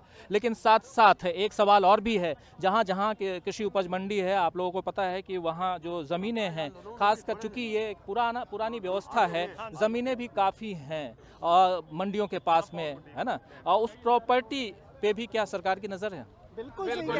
बिल्कुल सरकार की नज़र हैगी है जी। डिवेलपमेंट बंद हो जाएगी, फंड बंद हो जाएंगे, डिवेलपमेंट बंद हो जाएगी। मंडी बोर्ड ਜਿਹੜੀਆਂ ਸੜਕਾਂ ਬਣਾਉਂਦਾ ਹੈਗਾ ਉਹ ਬੰਦ ਹੋ ਜਾਣਗੀਆਂ ਬੰਨੀਆਂ। ਪਿੰਡਾਂ ਦੀਆਂ ਸੜਕਾਂ ਜਿਹੜੀਆਂ ਲਿੰਕ ਸੜਕਾਂ ਬਣਦੀਆਂ ਹੈਗੀਆਂ ਉਹ ਮੰਡੀ ਬੋਰਡ ਬਣਾ ਕੇ ਦਿੰਦਾ ਹੈਗਾ, ਉਹ ਸਭ ਕੁਝ ਬੰਦ ਹੋ ਜਾਊਗਾ। ਮੁਲਾਜ਼ਮਾਂ ਤੇ ਤਾਂ ਅਸਰ ਪੈਣਾ ਹੀ ਪੈਣਾ ਹੈਗਾ। ਕਿਸਾਨਾਂ ਦੇ ਨਾਲ ਮੁਲਾਜ਼ਮਾਂ ਤੇ ਵੀ ਅਸਰ ਪੈਣਾ, ਡਿਵੈਲਪਮੈਂਟ ਤੇ ਵੀ ਅਸਰ ਪੈਣਾ ਹੈਗਾ। ਉਹ ਆਉਣ ਵਾਲੇ ਟਾਈਮ ਦੇ ਵਿੱਚ ਇਹਨਾਂ ਨੂੰ ਪਤਾ ਲੱਗੂਗਾ ਕਿ ਕੀ ਅਸਰ ਪੈਣਾ ਹੈਗਾ। तो ये आप देख रहे हैं जैसा कि साफ बताया जा रहा है कि जो अगर मंडी जो कृषि उपज मंडी है वो अगर ख़त्म हो जाए तो उसके बाद वहाँ के कर्मचारियों का क्या होगा और वहाँ के जो ज़मीनें हैं वहाँ उसका क्या होगा। तो ये तमाम चीज़ें हैं, लेकिन ख़ासकर जहाँ से इस कार्यक्रम को की शुरुआत मैंने की थी उसी वहीं पे फिर से आना चाहूँगा। और जो धरनारत किसान हैं यहाँ पे आंदोलनरत हैं और खासकर सबसे बड़ी बात ये है कि इन लोगों में ने 24 घंटे का उपवास रखा है और ये उपवास जो है क्रमवार जारी है और इनके बाद फिर दूसरे साथी जुड़ते हैं, 11 लोगों का, 11 किसानों का की दूसरी टोली आती है और वो भी उपवास पे बैठते हैं। तो एक तरफ गांधीवादी तरीके से इस आंदोलन में लोग जुड़े हुए हैं और साथ साथ जो है अपनी मांगों को मनाने की कोशिश भी कर रहे हैं। फिर से महिपाल जी आपके पास आना चाहूँगा। महिपाल जी, ये जो आंदोलन है 4 तारीख को, अब जैसा हम जान रहे हैं कि कल फिर से वार्ता है किसानों की और सरकार के बीच 4 जनवरी को।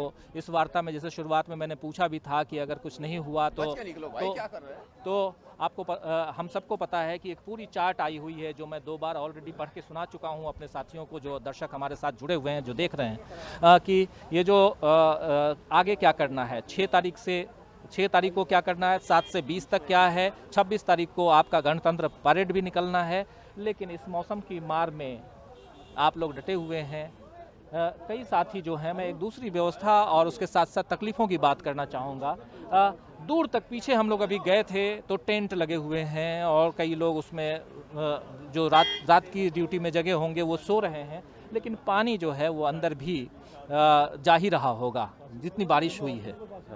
तो तकलीफ तो होती होगी। नहीं, हमें तो बिल्कुल ये जो किसान का जो जीवन है ये एक साधना का जीवन है और ये जो जीविका है खेती की, ये कष्ट साध्य है। तो हमें तो आदत पड़ी हुई है, हम तो प्रकृति के बताने की गोद में रहते हैं। हम तो ये सारा चीज़ें को मज़ा आता है इसमें काम करने में। और जब तक ये तीनों कानून वापस नहीं होते हम घर वापस नहीं जाएंगे। सरकार को ये चेताना चाहते हैं और सरकार के कुछ जो सांसद हैं रमेश बिदुड़ी वगैरह, वो यहाँ बैठे हुए 36-37 दिन से जो किसान बैठा हुआ है यहाँ पर, उनको निठल्ला बताता है, नकारा बताता है। हम ऐसे सांसद के गलत बयानबाजी की भर्त्सना करते हैं और मैं उनसे आग्रह करता हूँ कि वो क्षमा मांगे किसानों से, क्योंकि किसान अन्नदाता है, उसके भी पेट भरने का काम अन्नदाता ही करता है। तो ये आप देख रहे हैं जी। अच्छा, हाँ, 1 मिनट। मध्य प्रदेश से आए हुए हैं और मध्य प्रदेश से आए हुए हैं तो थोड़ा सा मेरी जो रुचि है इनमें इसलिए बढ़ गई क्योंकि हमारा अखबार जो है ये भी मध्य प्रदेश छत्तीसगढ़ का है, देशबंधु आप जानते होंगे, और उसी का ये चैनल है DB लाइव। तो कहाँ से है मध्य प्रदेश? मैं सागर मध्य प्रदेश से आया हूँ, रमाकांत यादव मेरा नाम है। हम लोगों सागर से भी हमारा अखबार निकलता है। अच्छा, हाँ, निकलता है ना।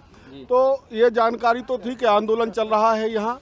मैं 31 तारीख से आया हूँ, सिंघू बॉर्डर भी गया, टीकरी बॉर्डर गया और कल से यहाँ हूँ इसमें, ये गाजीपुर बॉर्डर में।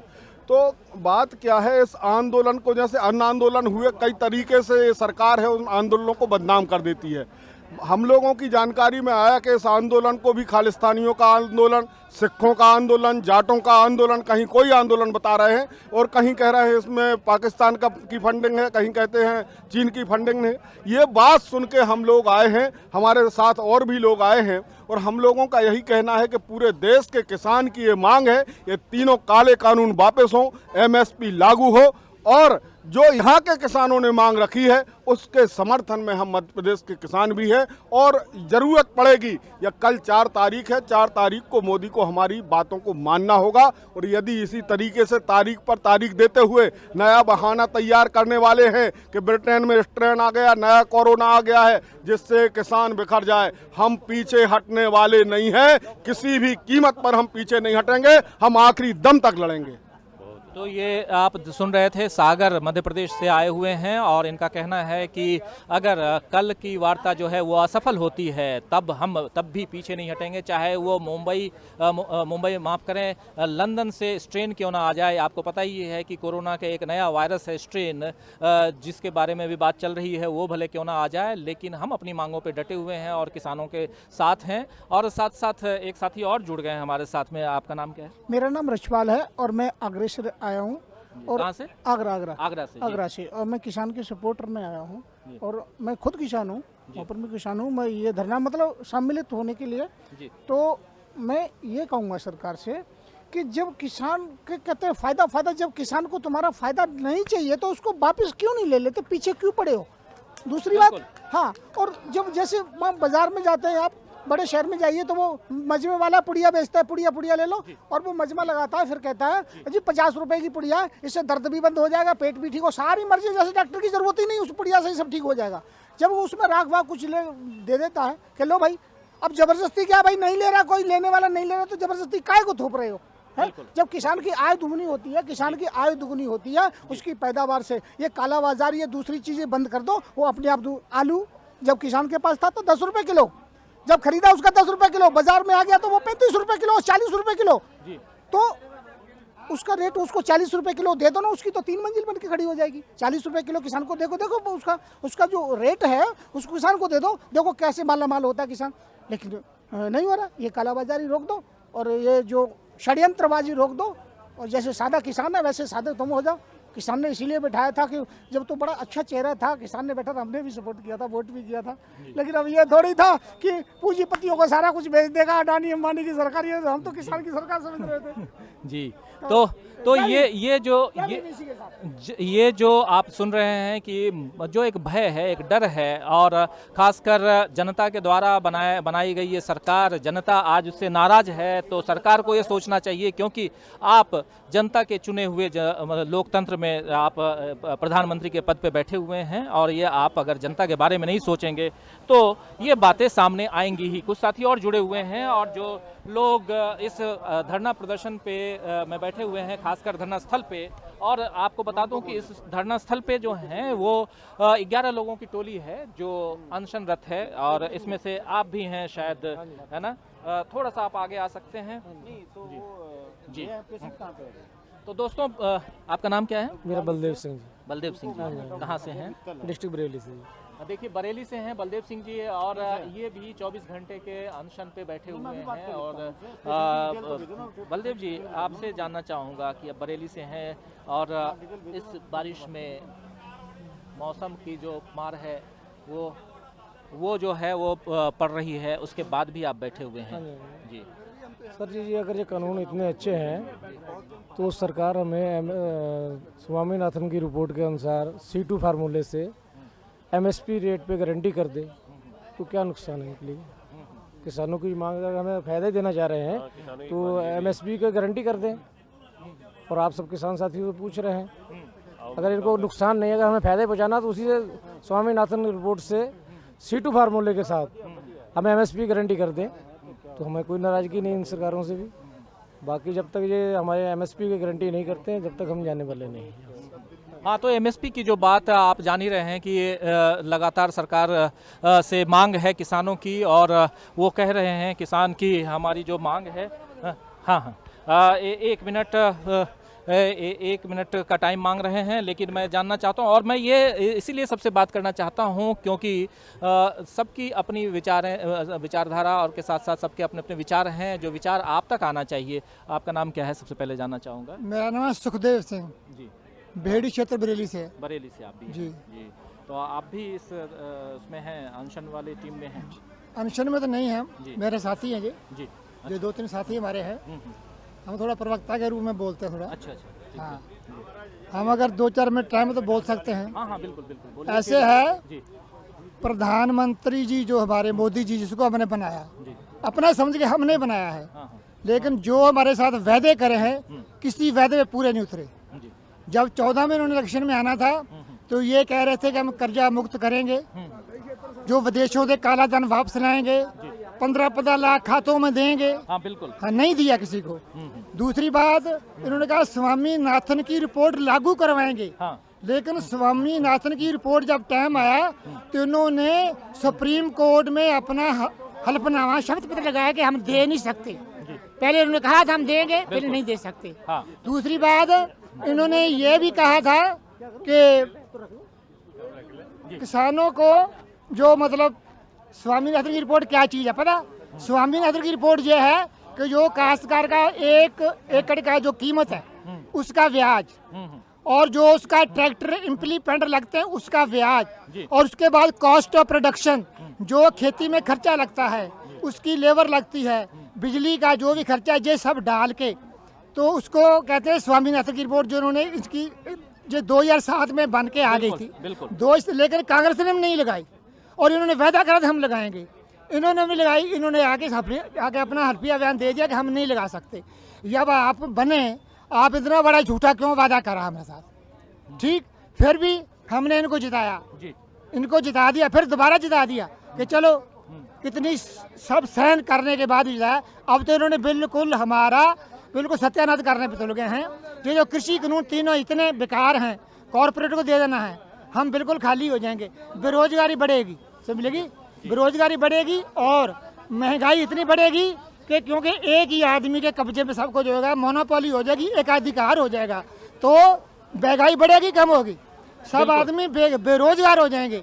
ये बिल्कुल कानून गलत है। फिर ये हमारी जमीनों पे कॉर्पोरेट कर्जा भी ले लेंगे, बिल्कुल ये इन्होंने इसमें है, कर्जा भी ले लेंगे और वो इसमें अनुबंध नहीं है कि वो जब मर्जी छोड़ के जा सकते हैं और हमारी जमीनों की मेड़े तक टूट जाए, फिर हम वो ढूंढने के लिए डीएम और एसडीएम तक जा सकते हैं, न्यायालय तक नहीं जा सकते। सारे ही दोष हैं। इसीलिए काश्तकार सड़कों पे और आज बरसात में रहे या कुछ, हम पक्के इरादे से हैं, दृढ़ निश्चय से हैं, जब तक हम अपने कानून वापस नहीं करेंगे जब तक हम यहाँ से जाएंगे नहीं। बिल्कुल जय जवान जय किसान। बिल्कुल ये जो चिंता आप देख रहे हैं वो जाहिर हो रही है और किसान जो हैं वो लगातार चिंतित इसलिए हैं क्योंकि उनका कहना है कि ये जो कानून है वो कॉरपोरेट्स के लिए बनाया गया है। और कुछ साथी और जुड़े हुए हैं। बहुत शुरुआत में दोस्तों आपको बता दूं कि जब हम इस धरना स्थल पे आए थे तो भाई साहब से मुलाकात हुई थी और मैं बोला था कि इस लाइव कार्यक्रम में आपको जोड़ूंगा और ये हमारे लिए अच्छा है कि हम इनको जोड़ पा रहे हैं और आप तक इन्हें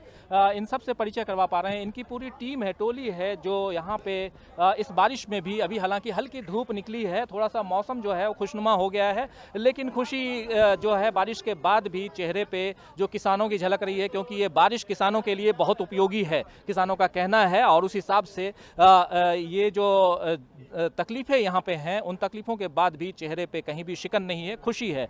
लेकिन उस खुशी में और उन तकलीफ़ों को दूर करने में कुछ लोगों की बहुत महत्वपूर्ण भूमिका होती है और उसमें से एक साथी जो हैं इनकी पूरी टीम है वो यहाँ पे है।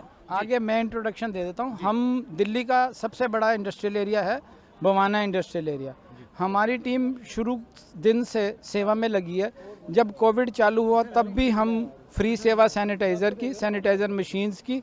जब कोविड दिल्ली में बढ़ा तो ऑक्सीजन सिलेंडर्स की और मास्क की सेवा हमारी कंटिन्यू अभी चल रही है। दिल्ली में हमने 9 पॉइंट बनाए जहाँ से ऑक्सीजन सिलेंडर और मास्क हम फ्री देते हैं। जब ये किसान आंदोलन शुरू हुआ तो हमारी सोसाइटी का नाम है Shri Sukhmani society Bawana industrial area, जहाँ 16,500 फैक्ट्री हैं। हमने ये ध्येय लिया कि हमें मानवता की सेवा ही करनी है। हम मानवता की सेवा में शुरू दिन से जुड़ी हुए हैं। हर दूसरे तीसरे रोज़ हमारी पूरी टीम हमारे साथ है। हम यहाँ पर कोई ना कोई सेवा लेके आते हैं। आज हम यहाँ पर गर्म शॉल, मफलर और घुटनों को जिसको नी कैप्स कहते हैं उसकी सेवा लेके आए। हम यहाँ आते हैं नतमस्तक होने, माथा टेकने, क्योंकि यहाँ पर हमारे पंजाबी में कहा जाता है चढ़दी कला। जितने भी लोग यहाँ पर हैं वो हाई स्पिरिट्स में हैं। हाई स्पिरिट्स यानी कि उनको नेगेटिविटी कहीं भी नहीं है। अगर आधा गिलास हम देखते हैं पानी का, ये देखते हैं आधा गिलास पानी का भरा हुआ और ये देखते हैं कि जो बाकी की जगह है वो ऑक्सीजन ने भरी हुई है, ये पूरा गिलास पानी का भरा हुआ देखते हैं। इतनी पॉजिटिविटी यहाँ है। यहाँ से हम सीखते हैं यहाँ की कैसे मुश्किल परिस्थितियों में भी पॉजिटिव रहना है। और जो हमारे साथ जो हमारे साथी हैं उनका मानना भी ये है और हमारा मानना भी है कि किसानी के साथ हर एक शख्स जो जिंदा है, जो रोटी खाता है, वो जुड़ा हुआ है। और जैसे मैं बात लंबी कर रहा हूँ क्योंकि मुझे नहीं पता आपने नेक्स्ट क्वेश्चन क्या पूछना है। जैसे कहा जाता है ना कि खून का रंग लाल है, वैसे ही गेहूं का भी कोई रंग नहीं है। मुसलमान का भी खून लाल है। जब हमारे घर में रोटी आती है हमें नहीं पता किस किसान ने इसको बोआ है, हम फिर भी खाते हैं ना। तो धर्मों की राजनीति ना करके किसानों की जो बेसिक ज़रूरतें हैं, एमएसपी का जो मुद्दा है वो तो हमें बहुत लेट पता लगा और वो पूरा होना ही चाहिए। हम किसानों के साथ सदैव खड़े हैं। हमारी एसोसिएशन, मैं चाहूँगा कि अपनी टीम से थोड़ा परिचय करवाएं। कौन ये हमारे कोऑर्डिनेटर हैं राजन गुप्ता जी। ये हमारे सीनियर प्रधान है सतनाम जी, ये पीछे रहते हैं, इनकी गाइडेंस हमें मिलती है। ये हमारे जॉइंट सेक्रेटरी हैं गुरमीत सिंह जी आ गया जो। बाकी सारी हमारी एग्जीक्यूटिव टीम है। ये सतपाल सिंह जी हैं, ये हमारे, इनको सोनू वीर जी हम बोलते हैं, वो गोल्डी वीर जी हैं, ये बॉबी वीर जी हैं, सब हमारे। और हमारा जो ध्येय है, मैं फिर बोल दूं, धर्म से ऊपर ध्येय है। हमारा जो टैग लाइन है वो है मानवता की सेवा, मानवता के लिए, मानवा के द्वारा। आप लोग दूसरे उस पे भी गए जो दूसरे धरना स्थल हैं जैसे कि टीकरी बॉर्डर, सिंगू बॉर्डर, वहाँ भी गए? आज हम पहली बार यहाँ आए हैं। हम टीकरी बॉर्डर, और सिंगू बॉर्डर पर रेगुलर जा रहे थे। यहाँ पर कुछ डिमांड्स हमें आई, वो डिमांड्स अपनी तरफ से जो मैंने पहले भी बोला नतमस्तक होने आते हैं यहाँ पर। तो दोस्तों मैं बता दूं, जो लोग हमारे साथ लेट से जुड़े हैं, आपको बता दूं कि इस वक्त हम लोग ग्राउंड ज़ीरो पे हैं और ये ग्राउंड ज़ीरो जो है वो है गाज़ीपुर बॉर्डर का। और ये गाज़ीपुर बॉर्डर जो है ये किसानों के धरना का एक बहुत बड़ा स्थल बन चुका है, बड़ी जगह बन चुकी है। और यहाँ पे कुछ साथी जो हैं ये सब जुड़े हुए हैं, ये लोग यहाँ पे अपनी सेवा देने आए हैं और यहाँ जो परेशानियाँ हैं उसको दूर करने के लिए आए हैं। जी, तो ये गुप्ता जी की वाइफ है, आगे आओ आप, इनसे भी आप देखिए पूरे परिवार के साथ ये लोग आए हुए हैं और अपनी सेवाएं दे रहे हैं। और इस बारिश में भी, अभी जब सुबह हम लोग आए थे तो यहाँ बारिश हो रही थी और इस बारिश में आप सब सेवा कर रहे थे। और माफ़ करें हम उस कार्यक्रम को दिखा नहीं पाए क्योंकि बारिश हो रही थी और लाइव आने में तकलीफ हुई, कैमरे को भी बचाना था तो उस हिसाब से। लेकिन अभी पूरी टीम, मुझे भी बहुत खुशी हो रही है कि ये जो पूरी टीम है वो यहाँ मौजूद है। और इस टीम के मुखिया के रूप में आपका नाम तेजिंदर सिंह है। और मैं आपको बता दूं हमारे यहाँ मुखिया कोई नहीं, अगर टीम है तो तेजिंदर सिंह है या श्री सुखमनी। फिर भी एक कप्तान तो होता ही है, तो कप्तान कह सकते हैं हम सबका तो यहाँ पर एनर्जी लेने आते हैं। तो ठीक है, बहुत ही एक पॉजिटिव एनर्जी के साथ में ये पूरी टीम उपस्थित है और साथ में इनका परिवार भी है। और आप भी, मैं थोड़ा सा आपसे बात करना चाहूँगा, महिला होने के नाते यहाँ पे बहुत सारी महिलाएं भी इस प्रोटेस्ट में हैं। और मैं देख रहा हूँ कि कल कुछ लोगों से हम लोग बात कर रहे थे इसी लाइव कार्यक्रम में, तो एक 14 महिलाओं की टोली आई उत्तर प्रदेश के किसी गांव से। और उनका कहना था उसमें से एक महिला लगभग 75-80 साल की रही होंगी, लेकिन जोश जो था उनमें वो भरपूर था। उनका कहना था अब तो हम जी यहीं रहने वाले हैं। हाँ, बिल्कुल। आप लोग जो सेवाएं दे रहे हैं और जैसा बता रहे हैं तेजिंदर जी की, हम टिकरी बॉर्डर भी गए, दूसरे बॉर्डर पे भी गए और यहाँ आज पहली बार आए हैं, आपको यहाँ कैसा लग रहा है? मेरे को बहुत अच्छा लगा, मैं तो फर्स्ट टाइम आई हूँ। मैंने इनको बोला था कि मेरे को देखना है यहाँ पे जाके, पर मेरे को इतना अच्छा लग रहा है। कोई भी चीज़ इनको ऑफर कर रहे हैं वो कहते नहीं, हम हाथ जोड़ रहे हैं। मतलब इनके पास इतना भरपूर है, मतलब इतने पॉजिटिव हैं ये लोग। इनको कोई चीज़ का वो नहीं है कि नहीं ये भी मिल जाए वो भी मिल जाए, ऐसा कुछ नहीं है। मैं तो इनको सैल्यूट करती हूँ। मैं तो यही कहती हूँ, जय जवान जय किसान, बस। तो जय जवान जय किसान। और इसी के साथ मैं इस कार्यक्रम को ख़त्म भी करना चाहूँगा क्योंकि ऑलरेडी 1 घंटे से ज़्यादा का कार्यक्रम हो चुका है। हाँ, गुप्ता जी का परिचय अभी करवाया तेजिंदर जी ने, लेकिन गुप्ता जी हमारे कोऑर्डिनेटर और डायरेक्टर हैं जी। तो राजन गुप्ता जी, आप बिल्कुल चुपचाप, कुछ लोग होते हैं जो बिल्कुल टीम में चुपचाप रहते हैं, अपना काम करते हैं और ज़्यादा लाइमलाइट में आना पसंद नहीं करते, वैसे ही गुप्ता जी भी दिखाई दे रहे हैं और कई साथी यहाँ पे जो हैं चुपचाप काम कर रहे हैं, वो दिख रहा है। लेकिन ऐसे समय में आपको पता है दोस्तों कि ऐसे समय में ऐसे लोगों की बहुत ज़रूरत होती है। और सबसे खुशी की बात है, जैसे कह रही थी तेजिंदर जी की वाइफ बोल रही थी कि यहाँ पे कहीं भी ये नज़र नहीं आ रहा है कि लोगों को कि नहीं जी मुझे ये सामान चाहिए, सबके पास कुछ ना कुछ है। और सबसे बड़ी चीज़ है कि सब में एक पॉजिटिव एनर्जी है। गुप्ता जी, आप लोग बहुत अच्छा काम कर रहे हैं। सबसे पहले तो बधाई दूंगा कि इस काम को आप लोग किसी भी ढंग से जारी रखें और जहां भी ज़रूरत हो, क्योंकि ये सिर्फ आंदोलन की बात नहीं है। आपने बताया कि कोरोना काल में भी आप लोगों ने ऑक्सीजन से लेकर के सैनिटाइजेशन तमाम चीज़ों को उपलब्ध करवाया। तो गुप्ता जी, इतनी एनर्जी कहाँ से आती है? देखो जी, पहले तो आपके चैनल को यहाँ से आती है। हाँ जी, इसलिए ही बुलाया मैंने। पहले तो आपके चैनल को बहुत बहुत शुभकामनाएं। गोदी मीडिया अगर ये नहीं दिखा रहा, अगर आप यहाँ नहीं होते तो किसान की आवाज़ हमारे तक नहीं पहुँचती। सबसे पहले तो आप लोगों को सैल्यूट है, नमस्कार है कि आप बहुत अच्छा काम कर रहे हैं, बिल्कुल निभा रहे हैं साहब।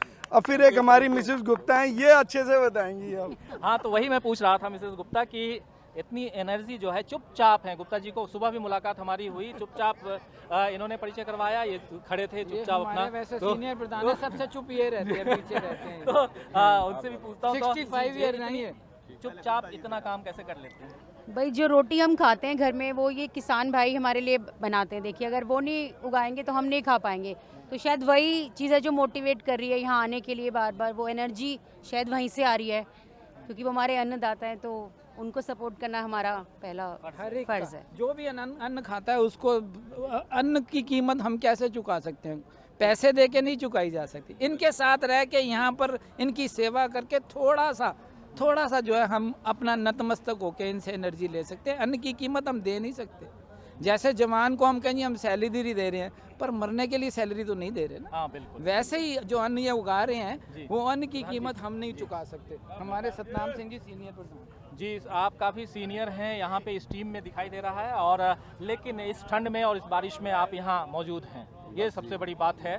और आपकी मौजूदगी जो है आपकी पूरी टीम की हौसला के लिए जो है, हौसला अफजाई के लिए काफ़ी है, मैं समझ सकता हूँ। और लेकिन वही सवाल जो अभी गुप्ता जी से मैंने जो गुप्ता जी से किया, इतनी एनर्जी आपके अंदर आती कहाँ से? बस ये भाइयों का सहयोग है जी, सब कुछ इन्होंने बोल दिया। मैं भी यही कहता हूँ, जब तक आप लोग डटे हो हम भी इनकी सेवा करते रहेंगे, ये किसान लोग। तो बाकी ठीक है जी, बाकी सब कुछ बोल दिया। जय जवान जय किसान का नारा सबका है जी।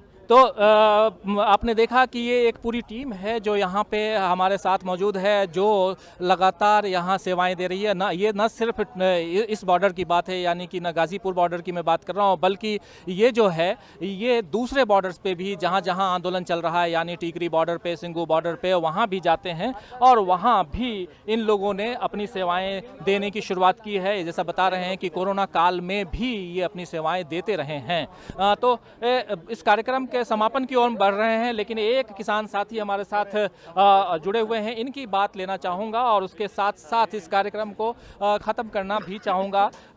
सबसे पहले देर से आप जुड़े, लेकिन आए कहाँ से हैं आप? हमारा मुजफ्फरनगर जिला है जी। चौधरी साहब, टिकैत साहब, मरने वाले के हम पक्के भगत हैं, उनकी साथ रहे हमेशा। आज तनी जितनी पीढ़ी टू पीढ़ी हमारा उनका संबंध है। ठीक, इसमें सबसे बड़ी अहम बात यह है,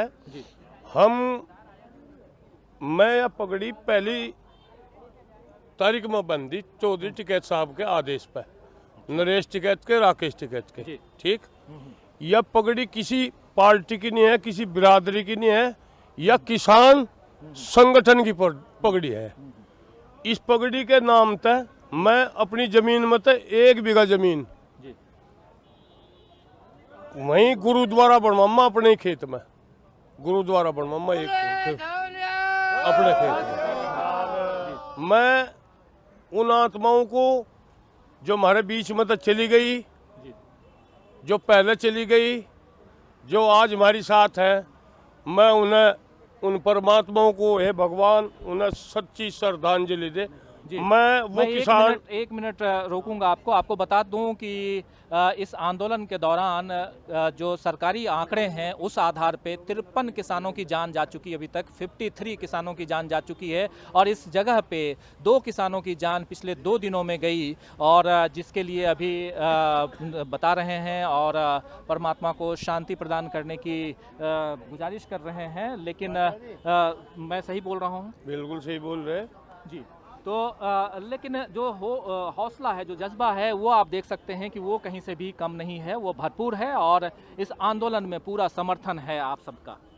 आंदोलन की बात यह है, हम देश के प्रधानमंत्री को कह रहे, हम किसी पार्टी को या विशेष को नहीं कह रहे। देश के प्रधानमंत्री को वहीं आना पड़ेगा जहां मेरा किसान हमें ले जाएगा। किसान की भगवान की लड़ाई है। इस लड़ाई जो हम लड़ रहे हैं, या किसान की भगवान की लड़ाई है। मेरा पक्का वो है, 5 क्विंटल लकड़ी की चिता वो लगा लो, 5 क्विंटल लकड़ी की चिता मैं लगाऊं। अगर मोदी लिगड़ेगा उसमें तो हम हार जाएंगे, और हम उसमें तो लिगड़ेंगे तो मोदी हार जाएगा। लगा लो, यह आत्माओं की बात है, यह एक आत्माओं की बात है। जिसका जी करता हो, मेरा शिविर है चिंतन शिविर, उसमें आ जाइए। जो ना चमत्कार दिखा दिया जीते गड़वा दियो, वहीं मैं वो शख्स हूँ। मेरा खाना पीना क्या है किसी को नहीं पता। मैं नमक की रोटी खाऊं, सांझ की धरी हुई लंबरदार, असली किसान का बेटा हूँ। दादा परदादा 7 पीढ़ी, 1 मिनट में 7 पीढ़ी का तो मुझे पता मेरी। हाँ, किसान के ऊपर सब कुछ कुर्बान है। मुझे परमात्मा तो मैं निवेदन करूं, हे भगवान, हे परमात्मा जी, मुझे तू किसान का बैल बना दिए जी। मुझे अगर अगले जन्म में तू बनाऊंगा तो मुझे किसान का बैल बना दिए, जिस तरह मैं अपने खेत को सी। तो माफ़ करें, अब समय बिल्कुल ज़्यादा मतलब ख़त्म हो चुका है, और लगातार हमारे प्रोड्यूसर से खबर आ रही है कि इस प्रोग्राम को ख़त्म करें। तो अब चूँकि लगभग 1.5 घंटे का ये प्रोग्राम, हम लाइव प्रोग्राम अपने साथियों के लिए कर चुके हैं, और यहाँ बहुत सारे साथी, जो किसान साथी जो जुड़े हमारे साथ, और इस आंदोलन की